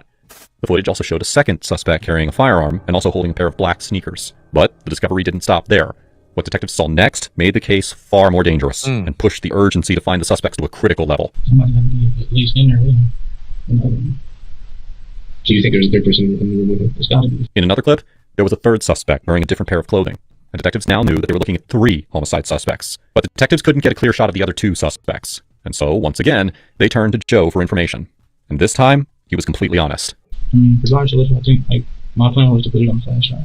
Once we do it together. Like anonymously or something? What do you have to do? Probably just because I'm installed.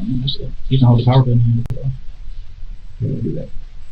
When you were watching this time, I swear to you, I've never seen a day in my life. I swear, never seen them. That's why I said it was. You know what these body make it look like, and was anybody who didn't think it looked like? It just looked like kids, like young kids, like little kids. I had never seen them with him around him before. Never. And nobody in that family.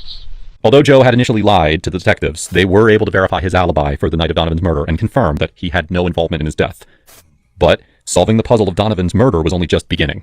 Detectives now had 3 potentially armed suspects to track down, and they had to move fast before someone else ended up dead. An anonymous Crime Stoppers tip pointed them to a man named Neil Prince, who was trying to steal items stolen from Donovan's home through his Facebook profile. What was even more shocking was that Neil's face matched the screenshot that the detectives had pulled from the video. Detectives still had no leads on the other 2 suspects, though, and with Neil out there tied to evidence from Donovan's homicide, they knew that they had to catch him as soon as possible. Detectives obtained a search warrant for Neil's home and found stolen items in his bedroom, including the sneakers seen in the video. He was arrested and immediately brought in for questioning. Everything was now riding on this moment. Neil's statement could finally lead detectives to the other 2 suspects, or leave them with nothing at all. Hey, Mr. Prince.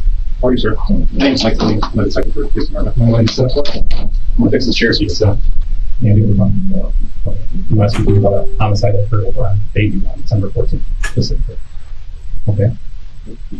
Understand that we did not come to your house. We're not talking to you by, it's not just random, just figuring out that you have information available to us that you think that you have some knowledge about that incident that you can share with us. Okay? We want to get your side of the story. Everybody has a side of the story. We want to hear what you know about the situation, what went on that night. We're talking to you because the stuff that I'm telling you is the truth. So what we need you to do, take a deep breath, explain to us what happened that night over at the apartment on Bayview. Okay. Like I said, let me ask you this. Did you know that there was surveillance footage in the apartment? Did you know that there was surveillance footage in the apartment? Yes or no? Yes. Okay, I will tell you there was surveillance footage in the apartment. You were on the surveillance footage. Do you realize that? No, I'm not bullshitting. So I'm giving you an opportunity to tell us what happened. So knowing that you're over there on video, somebody has identified you. There's certain items in the apartment that we found that came from the apartment. You understand that you know what? You understand that we're not BSing.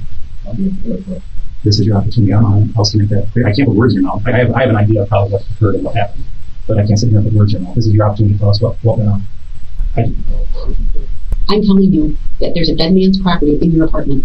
I'm telling you that I know that someone had put you in that area, and you're telling me that you weren't there. I know you were there, but what I need to know, Neil, is what happened. You're the only one who can help me with that. I need to know what happened. Well, tell me about the other people who were in the apartment then. I don't know what you're talking about. That's why you are telling those stories. Is that why you don't want to talk to us? Because you're going to do the shooting? I don't want to talk to us. If you didn't do the shooting, why don't you tell us who did? We know you were there. Talk to us, Neil. I'm trying. You're not. You're sleeping, and I'm having a conversation with you. I got some things for murdering. I'll just expect you to sit here and tell everything. There's nothing to tell. Detectives pressed on, but Neil denied any involvement in Donovan's murder. However, there was enough evidence now to charge him with homicide. But that's the story you want to stick with.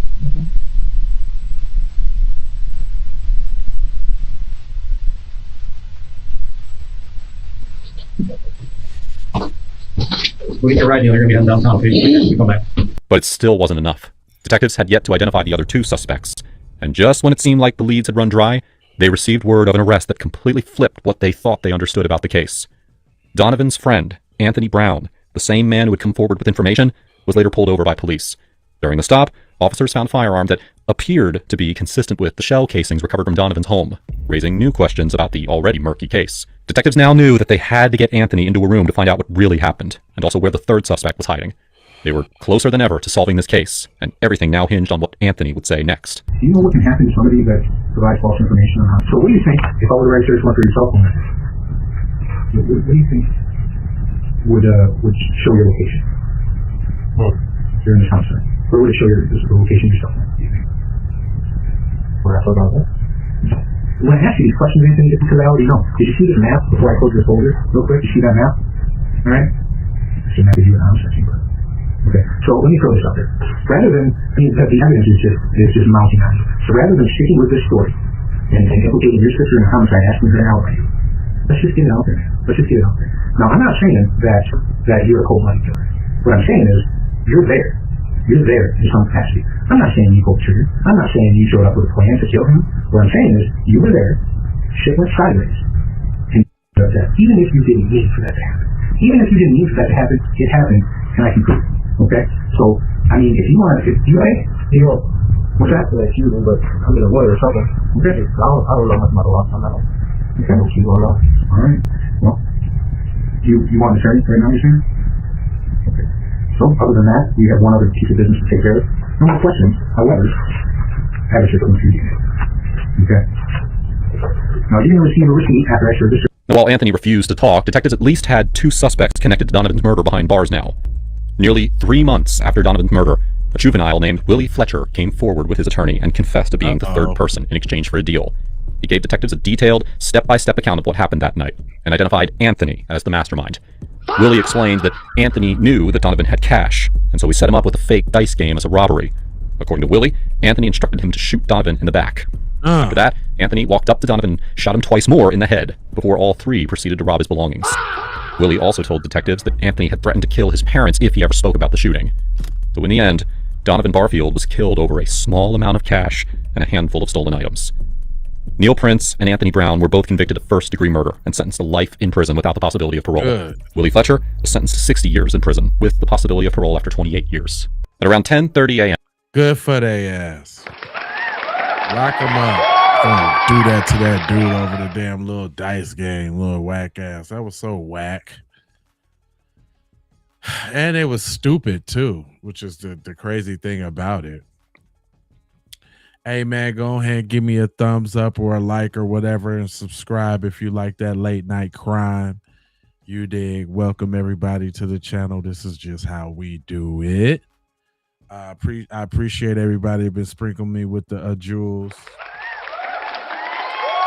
I got a super chat goal if y'all want this to go super late, so please contribute to the super chat if you support the channel.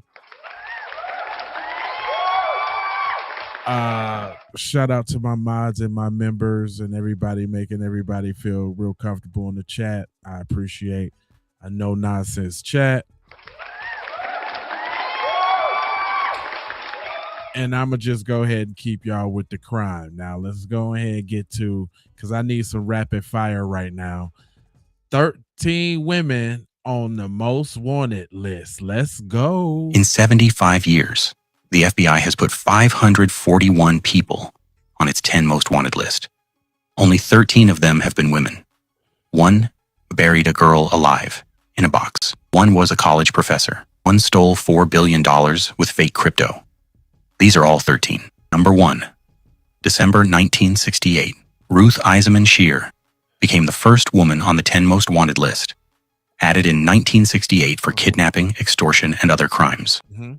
She and boyfriend Gary Christ kidnapped 20-year-old heiress Barbara Jane Mackle from a Georgia motel and buried her alive in a fiberglass box with an air pump and a lamp, demanding $500,000. Mackle spent 83 hours underground before police found her. Eisenman Shear ran for 79 days before being caught in Norman, Oklahoma. Number 2, Marie Dean Arrington. In May 1969, she was placed on the FBI's 10 most wanted list.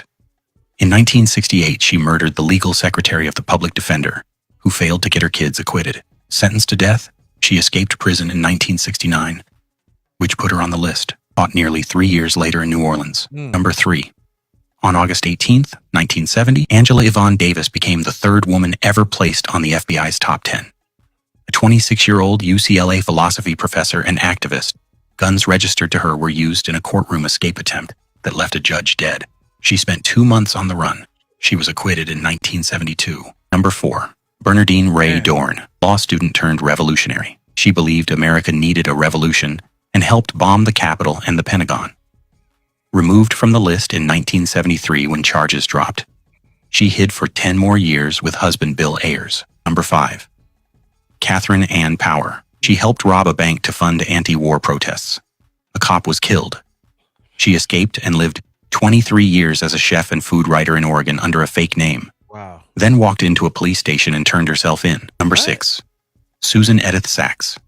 Same robbery, same list. Susan Sachs. She ran for 5 years. Caught in 1975 in Philadelphia. Served 7 years. Number 7, Donna Jean Wilmot. 17 years with no women.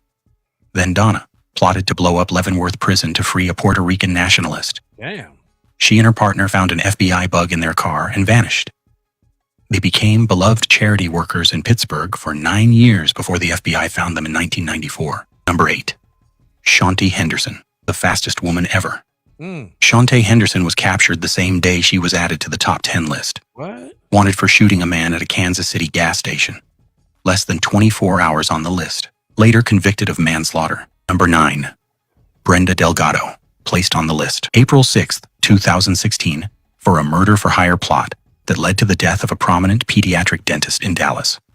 Kendra Hatcher was dating Delgado's ex. Delgado hired a hitman. She fled to Mexico and was caught 2 days after being placed on the list in Torreon. Number 10, Shanika Minor. 2 months after Brenda, Shanika Minor shot and killed her pregnant neighbor and former classmate after an argument about loud music, fled to North Carolina. Caught 3 days later, sentenced to 30 years. Number 11, Ruja Ignatova, the only one still out there. Ruja Ignatova is only the 11th woman on the FBI's 10 most wanted fugitives list. The crypto queen, wanted for her alleged leadership of OneCoin, a massive fraud scheme that stole over $4 billion. She disappeared in Athens in October 2017. $5 million reward. She may have had plastic surgery. Number 12, Cindy Rodriguez Singh. On July 1st, 2025, she was added to the FBI 10 most wanted fugitives list. Wanted for capital murder of her 6-year-old son and unlawful flight. Accused of murdering her 6-year-old son, Noel Rodriguez Alvarez, in Everman, Texas, and fleeing to India in March 2023. Found in New Delhi after 50 days on the list. Number 13. Kashan Nicola Roper, the newest woman ever. Kashan Nicola Roper was wanted for her alleged involvement in a shooting on August 23, 2020, in Kansas City, Missouri. During an altercation, she fired into a car, killing one woman. She was captured in High Springs, Florida, one day after being added. As of April 2026, 541 fugitives had been listed, 13 of them women. Wow. What the hell is going on in Kansas City? Kansas City will get with you. They ain't playing no games. What? They running up on the car giving you the business. In Kansas City. Now, this one intrigued me too. I think it's going to intrigue y'all as well. Have you the baddest mofo in the world? This supposed to be the meanest man in American serial killer history. The meanest man. This is what they say. How does a man who is already locked away for multiple murders and serving life sentences commit one last impossible killing? This is the story of Donald Pee Wee Gaskins, a man who earned the media nickname of the meanest man in America and proved that not even a state prison could contain his evil. His life was a terrifying descent into pure malice, a journey that started in the neglected backwoods of South Carolina and ended in the electric chair, leaving behind a legacy of horror that is hard to wrap your head around. Donald Henry Gaskins was born in Florence County, South Carolina, in 1933. Right from the start, the odds were stacked against him. He was born into crushing poverty, and his early life was reportedly one of chaos and neglect. Small for his age, he was saddled with the nickname Pee Wee, a name that followed him his entire life, and one that he grew to despise.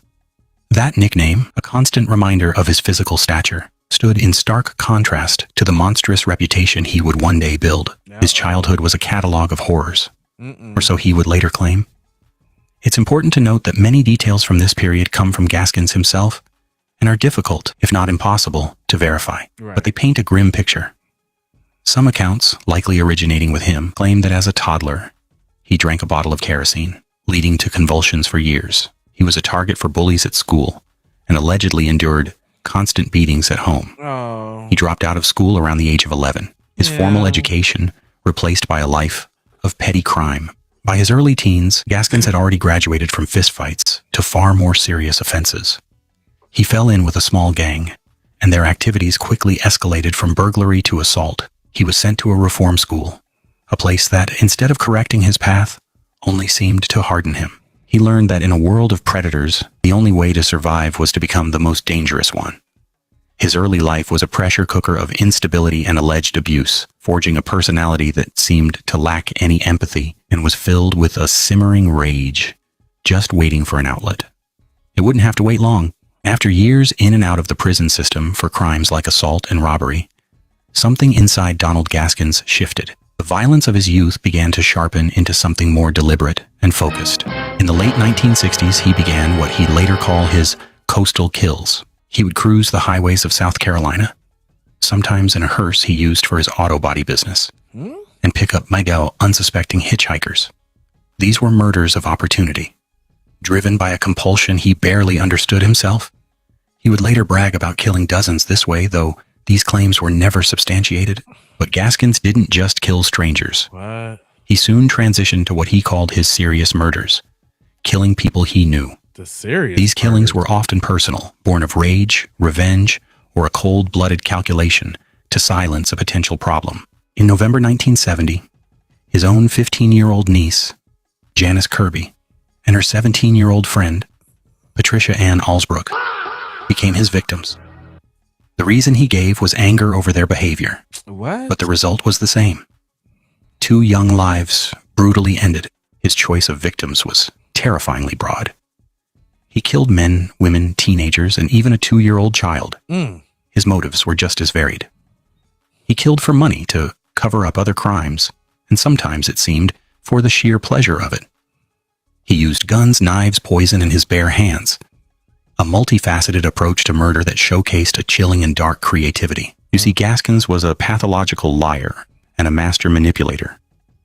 In his confessions, he claimed to have killed over 100 people. While authorities have only convicted him for 10 murders, the true number is buried under a mountain of boasts and fabrications. Was he trying to build a legacy as a master killer? Or was he telling the truth? The uncertainty only adds to the horror. For years, he was a ghost, a predator hiding in plain sight, his private graveyard filling up while the world remained oblivious. The downfall of Donald Pee Wee Gaskins didn't come from a brilliant detective or a forensic breakthrough. It came from one of the oldest reasons in the book, a guilty conscience. In November 1975, a criminal associate named Walter Neely, who had helped Gaskins, cracked under the pressure of what he'd done. He confessed to police that Gaskins had killed several people, and crucially, that he knew where they were buried. On December 4th, 1975, Neely led investigators to a patch of land Gaskins owned in the rural community of Prospect. There, they began to dig. One by one, the bodies came out of the ground. In the end, police unearthed the remains of 8 of his victims from that single site. Gaskins was arrested and charged with multiple counts of murder. In May 1976, a jury found him guilty of murder and sentenced him to death. However, the legal landscape of capital punishment was changing. Due to legal shifts following the landmark Furman versus Georgia Supreme Court case, which led to states rewriting their death penalty laws, Gaskins' death sentence was overturned. Instead, he received multiple life sentences and was sent to South Carolina's Central Correctional Institution. The story should have ended right there. Yeah. But for Pee Wee Gaskins, prison wasn't the end. It was just a new hunting ground. On September 12th, 1982, an explosion rocked the supposedly secure death row block of the prison. The victim was Rudolph Tyner, an inmate who was himself on death row for murdering an elderly couple during a robbery. Investigators were baffled. How could a bomb have been detonated inside one of the state's most secure facilities? Right. The answer led them to a very unlikely assassin, the 5'4" Pee Wee Gaskins. It turned out Gaskins had become a killer for hire. The son of Tyner's victims, a man named Tony Simo, wanted revenge and felt the appeals process was taking too long. What? He contacted Gaskins and hired him to kill Tyner inside the prison. What followed was an act of pure, malevolent ingenuity. After a failed attempt to poison Tyner, Gaskins devised a new plan. He had Simo smuggle in components of a bomb, including C4 plastic explosive. Gaskins then constructed an explosive device disguised as a makeshift intercom, telling Tyner it would allow them to communicate between cells. When Tyner put the device to his ear at an agreed-upon time, Gaskins detonated it. He would later boast, "The last thing he heard was me laughing." This final audacious act sealed both his fate and his legacy. For this murder, Gaskins was once again sentenced to death. And this time, it would stick. It was this crime, committed while he was already imprisoned for multiple murders, that solidified his media nickname, the meanest man in America. He had proven that no walls could truly contain his capacity for murder. On September 6th, 1991, Donald Pee Wee Gaskins was executed in the electric chair. He was pronounced dead at 1:10 a.m. Some reports, often treated as prison lore, claim that just hours before his execution, he tried to cheat the state by cutting his wrists with a smuggled razor blade. Gaskins was officially convicted of 10 murders over his lifetime, but he claimed the real number was over 100. The true body count will likely never be known. He was a man who, by his own admission, killed for every reason imaginable: rage, revenge, money, and simply to relieve bothersome feelings. From a bullied, neglected child to a killer who orchestrated a bombing on death row, his life showed an absolute commitment to evil. He didn't just commit murder, he embraced it, he refined it, and he made it his life's defining work, earning him a permanent and chilling place in the history of crime. Damn, Pee Wee. Damn, Pee Wee. That was crazy right there. We done heard some crimes, but I don't even think that's like some of the one, because we done heard some ones that was on death row the other night that was like wowzers. Okay, so we always talk about crime in the US. Let's see what's going on across the pond. Let's see how hard and how tough They is across the pond. This is the UK, some prison in the UK. In this video, we are going to take a close look at 10 notorious inmates within HMP Franklin II Monster Mansion. Lane Couzens, a former Metropolitan Police officer serving a whole life sentence. In 2021, he used his warrant card and the guise of a COVID-19 breach to kidnap, SA, and murder 33-year-old Sarah Everard. Inside, he is one of the most heavily guarded men in the UK, Levi Belfield, a prolific serial killer, serving 2 whole-life orders. Belfield stalked and murdered young women across London, showing zero remorse. In Franklin, he remains completely isolated, a predator, locked away forever. Michael Adebolajo, an Islamic extremist serving a whole life term for the public. Broad daylight murder of British Army soldier Lee Rigby.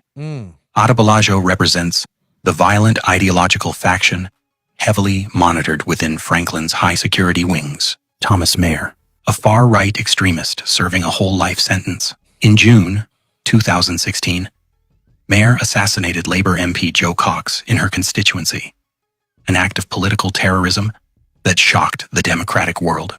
David Copeland, the London nail bomber. Over 13 days in 1999, Copeland waged a targeted terror campaign against London's minority and LGBTQ+ communities, killing 3 and injuring over 100.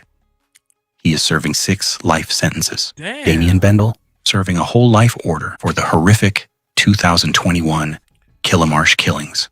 Bendel murdered his pregnant partner and 3 young children.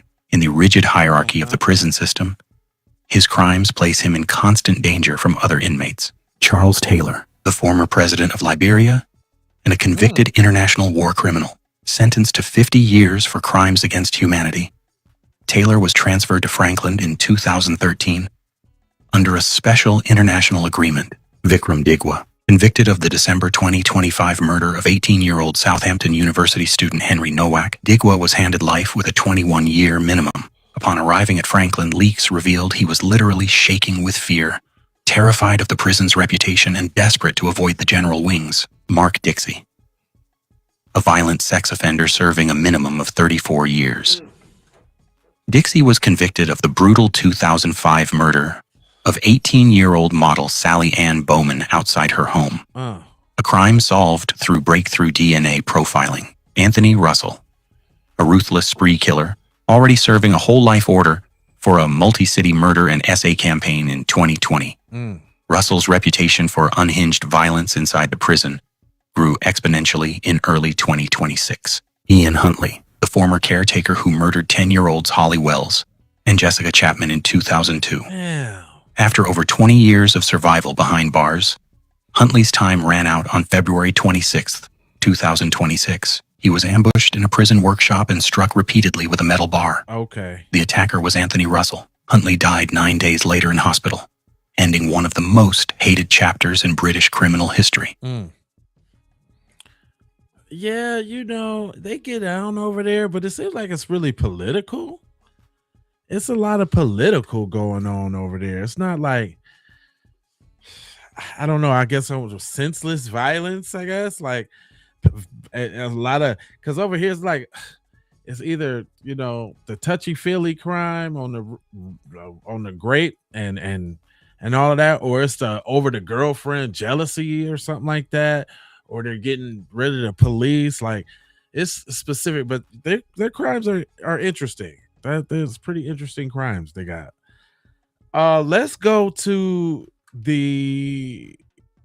so there's a Florence High, the 10 most notorious inmates currently at the USP Florence High. This is in Colorado, if I'm not mistaken. Yeah, Colorado. So this is like a top-notch joint in Colorado where the worst of the worst go. Let's see what's up. 10 notorious inmates currently at USP Florence High. USP Florence High in Colorado is one of the highest security federal prisons in the United States. It sits inside the same correctional complex as the famous ADX Florence Supermax, but they are 2 completely separate prisons. Today we're counting down 10 of the most notorious and high-profile inmates currently housed at USP Florence High. Number 10, Joshua Brandon Valum. Valum is serving a 49-year federal sentence in a landmark hate crime case. His prosecution became nationally significant because it was the first federal case under the Hate Crimes Prevention Act involving a victim targeted because of gender identity. His projected federal release date is in 2059. Number 9. Hidayat Shahryar Alam Kazi was convicted in a federal terrorism case involving plans for an attack in New York. Prosecutors said he and his brother discussed and researched potential attacks before authorities intervened. Kazi eventually pleaded guilty to conspiracy charges and received a 20-year federal sentence. Number 8. Harlem Suarez. Suarez was arrested in Florida after an undercover federal investigation into an ISIS-inspired terrorism plot. He was convicted of attempting to use a weapon of mass destruction and attempting to provide material support to ISIS. In 2017, he was sentenced to life in federal prison. Number 7. Xavier Babudar, better known as Chiefs Aholic. Babudar became famous online as a Kansas City Chiefs superfan who regularly attended games dressed in a wolf costume. But investigators eventually connected him to a multi-state series of bank robberies. In 2024, he received a federal sentence of 17.5 years. Number 6. Kevin Perez, better known as K-Flock Bronx drill rapper. K-Flock became one of the most recognizable younger inmates in the federal system. He was convicted on federal racketeering-related charges, including attempted murder and assault offenses. In December 2025, Perez received a 30-year federal sentence. Number 5. Donald Fell's federal murder case became one of Vermont's most prominent death penalty prosecutions. He was originally sentenced to death, but that conviction was later overturned. In 2018, Fell pleaded guilty to federal murder, kidnapping and carjacking charges, and received a sentence of life without parole. Number 4. Mohammed Salad Ali was involved in the 2011 hijacking of the American Yacht Quest off the coast of Somalia. 4 Americans were taken hostage during the piracy incident and later killed. Ali was convicted of piracy, hostage taking, and related federal offenses, and received multiple life sentences. Number 3. Antonio Murdoch. Simmons was a high-ranking leader of the Nine Trey Gangsters, a Bloods-affiliated gang operating in Virginia's Hampton Roads region. Federal prosecutors connected the organization to a wave of violent crimes, including murders and attempted murders. Simmons was convicted on federal racketeering and related charges, and is currently serving a life sentence at USP Florence High. Number 2. Ronald Raw Diggs. Aaron Herron was identified by federal prosecutors as a leader of a Brooklyn-based Bloods gang. After a lengthy racketeering prosecution, he was convicted of crimes including murder, narcotics trafficking, robbery, and firearms offenses. His punishment was extraordinary. 12 life sentences, plus an additional 105 years. Number 1. Vinny Gorgeous Basciano. At number 1 is one of the most recognizable organized crime figures in federal custody. Vincent Basciano rose through New York's Bonanno crime family and eventually became its acting boss. Federal investigations and testimony from cooperating mobsters led to multiple prosecutions involving racketeering and murder. Basciano was convicted in 2 major federal trials and ultimately received life imprisonment. His organized crime reputation, position within one of New York's 5 families, and lengthy criminal history make Vinny Gorgeous arguably the most infamous prisoner currently housed at USP Florence High. Vinny. The guy Vinny, huh? Okay. Let me see. Where we going now? Oh, yo. I had heard about that one place.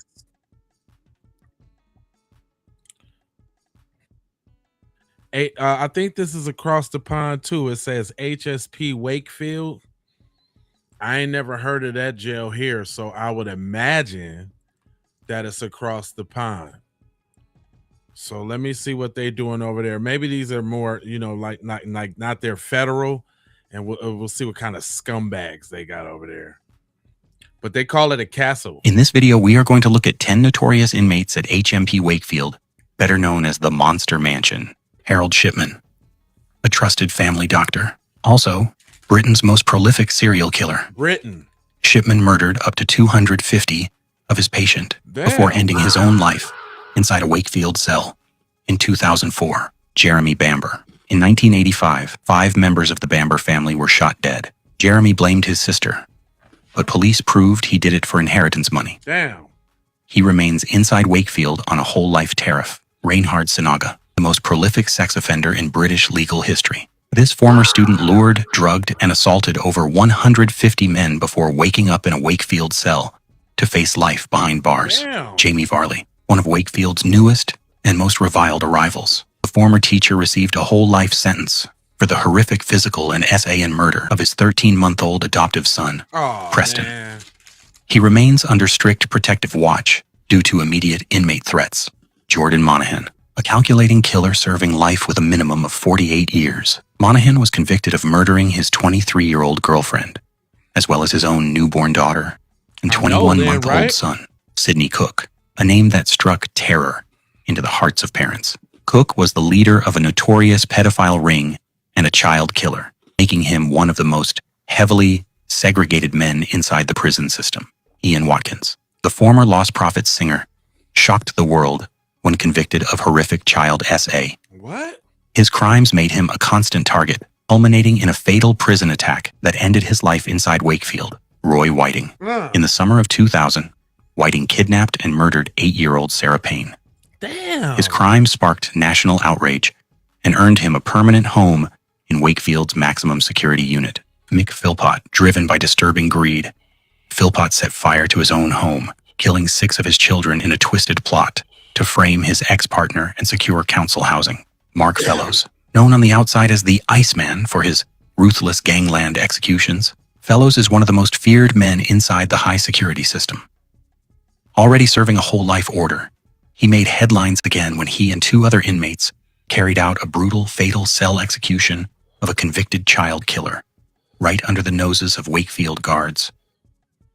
Well, I guess I don't know about how to feel about that one. God darn, they get it in England.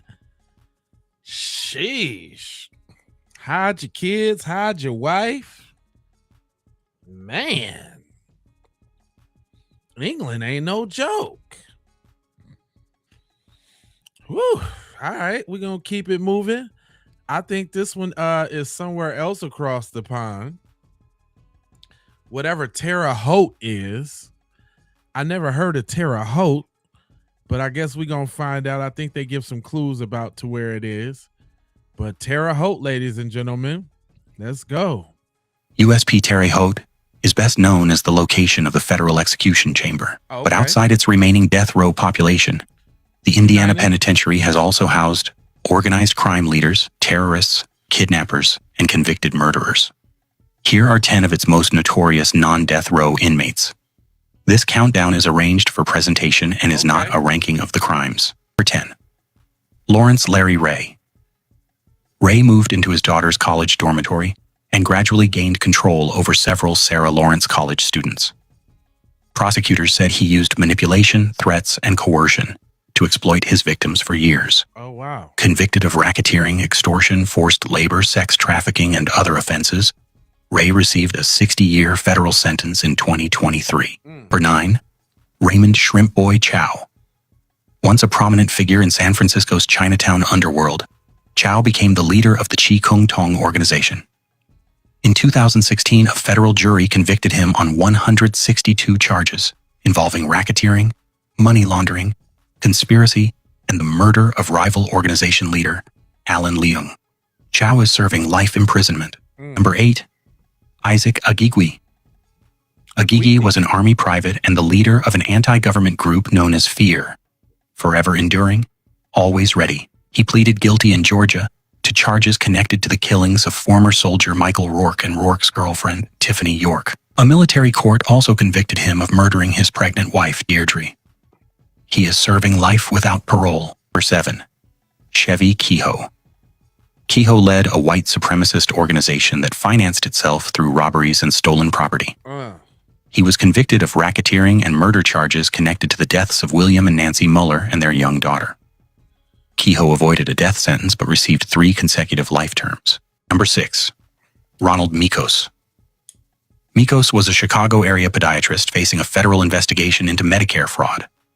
Prosecutors said he killed former patient Mary Stasiak shortly before she was expected to testify against him. Mikos was convicted of witness tampering, fraud, and murder. His death sentence was commuted in December 2024, leaving him to serve life without parole. Number 5. Brandon Council. Council entered a South Carolina bank in 2017 and killed employees Donna Major and Catherine Wyatt during the robbery. A federal jury convicted him of armed bank robbery, resulting in death and related firearm charges. Originally sentenced to death, Council's punishment was reduced to life without parole in 2024. Number 4. Rejon Taylor. Taylor was convicted of abducting Tennessee restaurant owner Guy Luck during a carjacking. Prosecutors said Taylor later killed Luck and attempted to sell his vehicle. A federal jury sentenced Taylor to death in 2008. That sentence was commuted to life without parole 16 years later. Number 3. Chadrick Folks. After escaping from a Kentucky jail in 2002, Folks and fellow escapee Brandon Basham began a multi-state crime spree. Folks was convicted of kidnapping and killing South Carolina resident Alice Donovan. His federal death sentence was among those commuted in December 2024. Number 2. Brandon Basham. Basham participated in the same crime spree as Folks and was separately convicted in the Alice Donovan case. He also received lengthy sentences for additional kidnappings, carjackings, and robberies committed after the escape. Basham's death sentence was reduced to life without parole. Number 1. Zaid Hassan Safarini. Safarini led the 1986 hijacking of Pan Am Flight 73 after the aircraft landed in Karachi, Pakistan. The attack left 20 passengers and crew members dead and many others injured. After being captured by the FBI in 2001, Safarini pleaded guilty in federal court and received a 160-year prison sentence.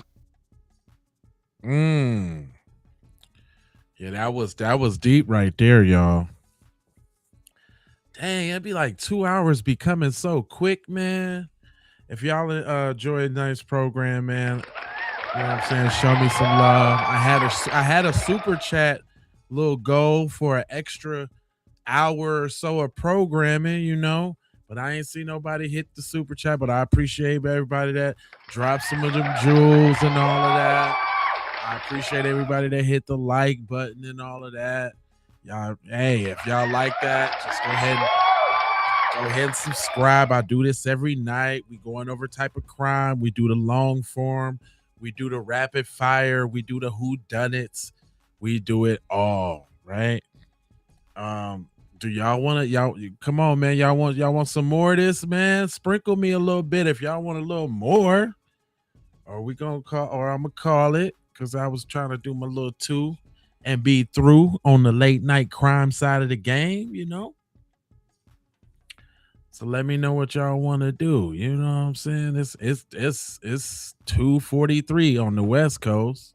What y'all doing up so damn late? I'm here trying to listen to some crime. Which a lot of y'all probably at work. You ain't doing your job. You at work listening to some crime. Well, I appreciate that, Lester. That's what's up. I see a lot of y'all tapping in. I ain't see you tap in, but welcome to the channel. Just so y'all know too, David, what's up, brother? I see you there. There's 2 streams going on each channel too. Shout out to the J Lava channel. Shout out to the Keep It P Raw channel. Shout out to the Keep It P Podcast channel.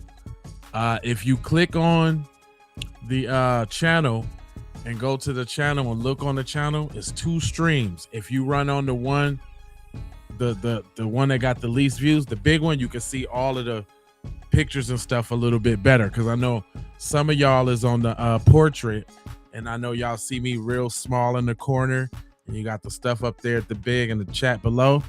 But on the big stream, on the landscape, I'm really big. The screen's really big. It's really nice for TVs too, or you turn your phone to the side at whatever one. But make sure y'all turn on y'all bell for notifications so that you could be alerted each and every time I get ready to do some crime. And for all of those, you know what I'm saying, that can't drop a super chat or any jewels right now, just know that we got them stay alive, don't get murdered joints for all of our crime friends. right? We got them in the t-shirt and that's the wrong one. We got them in the t-shirt and we got them in the hoodies, the crime joints. You know what I'm saying? Stay alive, don't get murdered. You can get those on YouTube. All you got to do is go to the YouTube store on most channels. If not, the link is in the description for sure on every video. And if not, it's really simple and it's really easy to remember. The store is Say It With Your Chest. So you say it with your moves, say it if you're cool, wear it if you ain't scared. You know what I'm saying? But yeah, come on, what's up, y'all, man? Do y'all want to support the channel on more crime? I got some, boy. I got 10 notorious inmates on Alabama death row. I know that's a good one. Hey, love, who is that? Amma, love, Amma, Asia, love, see you there. That's what's up. You know what I'm saying? I'm just, I usually do a 2-hour set. I done ran up on that. I started I think I started at 12:45 and it's 2:45 on the West Coast, y'all. What y'all want to do, Jim Shoe? Or y'all could tap in another day. It's all good with me. You know what I'm saying? I seen the engagement go down. Y'all must be sleepy. I hope y'all ain't fell asleep watching this broadcast. And if y'all did, that's cool. I'm like rain. Crime is like rain for y'all. Go to sleep with some rain. Some rain on. Huh? Matter of fact, let's get a little roll call. Where y'all tapping in from? Let's get engaged. That little crime music. Where y'all tapping in from? Put your city, state, country. We said we got Tadius. I'm in Myrtaeus. I can't even pronounce that. Well, thank you for tapping in, brother. You know what I'm saying? It's just on the late night crime side of the game with Jay Lava. That's what I do. Hey. Where y'all tapping in from?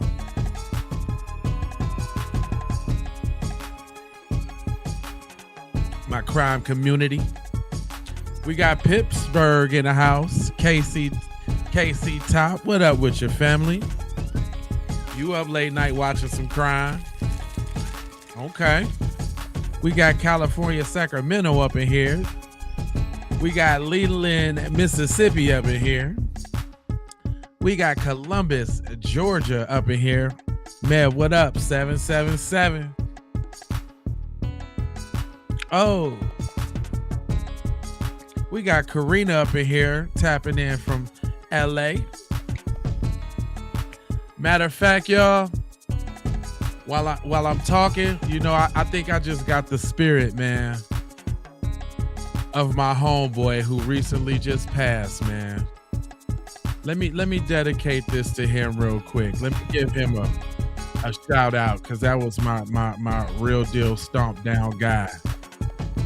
Y'all might not know him, but I do. We talking about a North Minneapolis legend. We talking about Chaz Millionaire, y'all.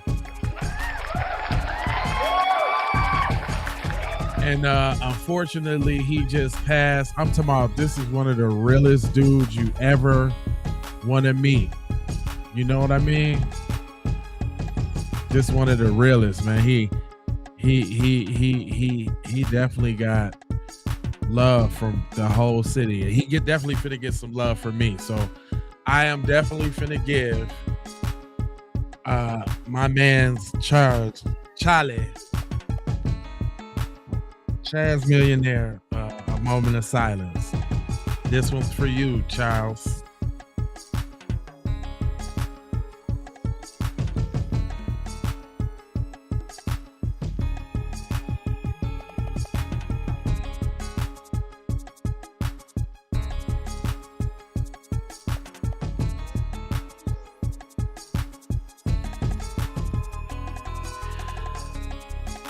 I could go on just thinking about some of the good times, but that's my man. I really would stop. Oh, hold up, y'all couldn't even see Charlie. Hold on, let me change screens real quick. I forgot that I got it all on this extra thing. But this my man's Charlie, man. He was a staple of North Minneapolis. He was in the radio community for 40 plus years. Real down brother. My man's Chaz Millionaire. Yeah, man, it's my guy, man. We done got money together. He done brought me business. We done done a lot, man. That's my man. He was a real shining light, man. He was always used to lift brothers up. When nobody cooler than Charlie. He used to play the coolest jazz every Sunday too. You know, it was almost kind of like, you know, it was kind of like almost like a big thing being cool with the dude that was talking to everybody on the radio. But Charlie was real down to earth though. But this one's for you, baby. And that's kind of somber. I know that's kind of somber and all, but that's my boy. And I was just thinking about it. Had to go ahead and put him on the map real quick. Shout out to Charlie.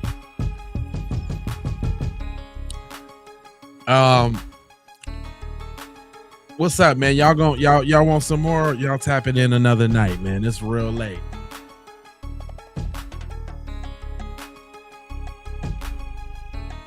I ain't even get a proper roll call. It's hundreds of y'all up in here, and I ain't get the roll call. So y'all must be tired. All right, look. All right, okay. I ain't gonna hold you, but I'm a mold you, fold you, and scold you about being on code, and you know I got 4 words for you.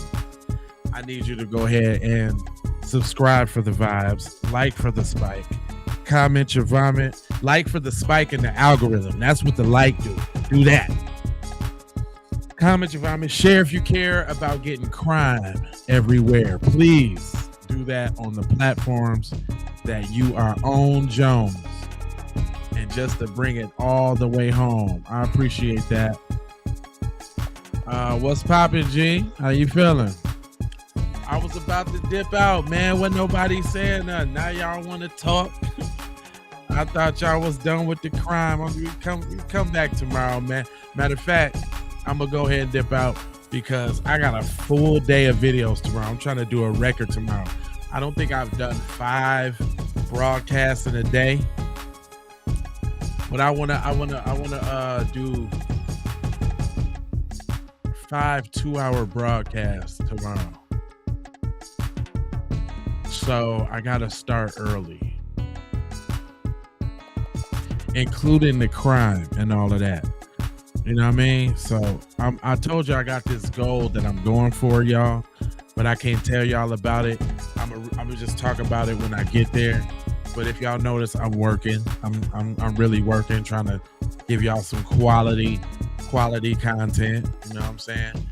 I do my thing a little bit more differently. I like to do it live. I really don't like to record videos. Although I'm going to, I am going to start recording videos and putting them up in between the live. So I'm gonna need y'all to support them too. If you could, you know.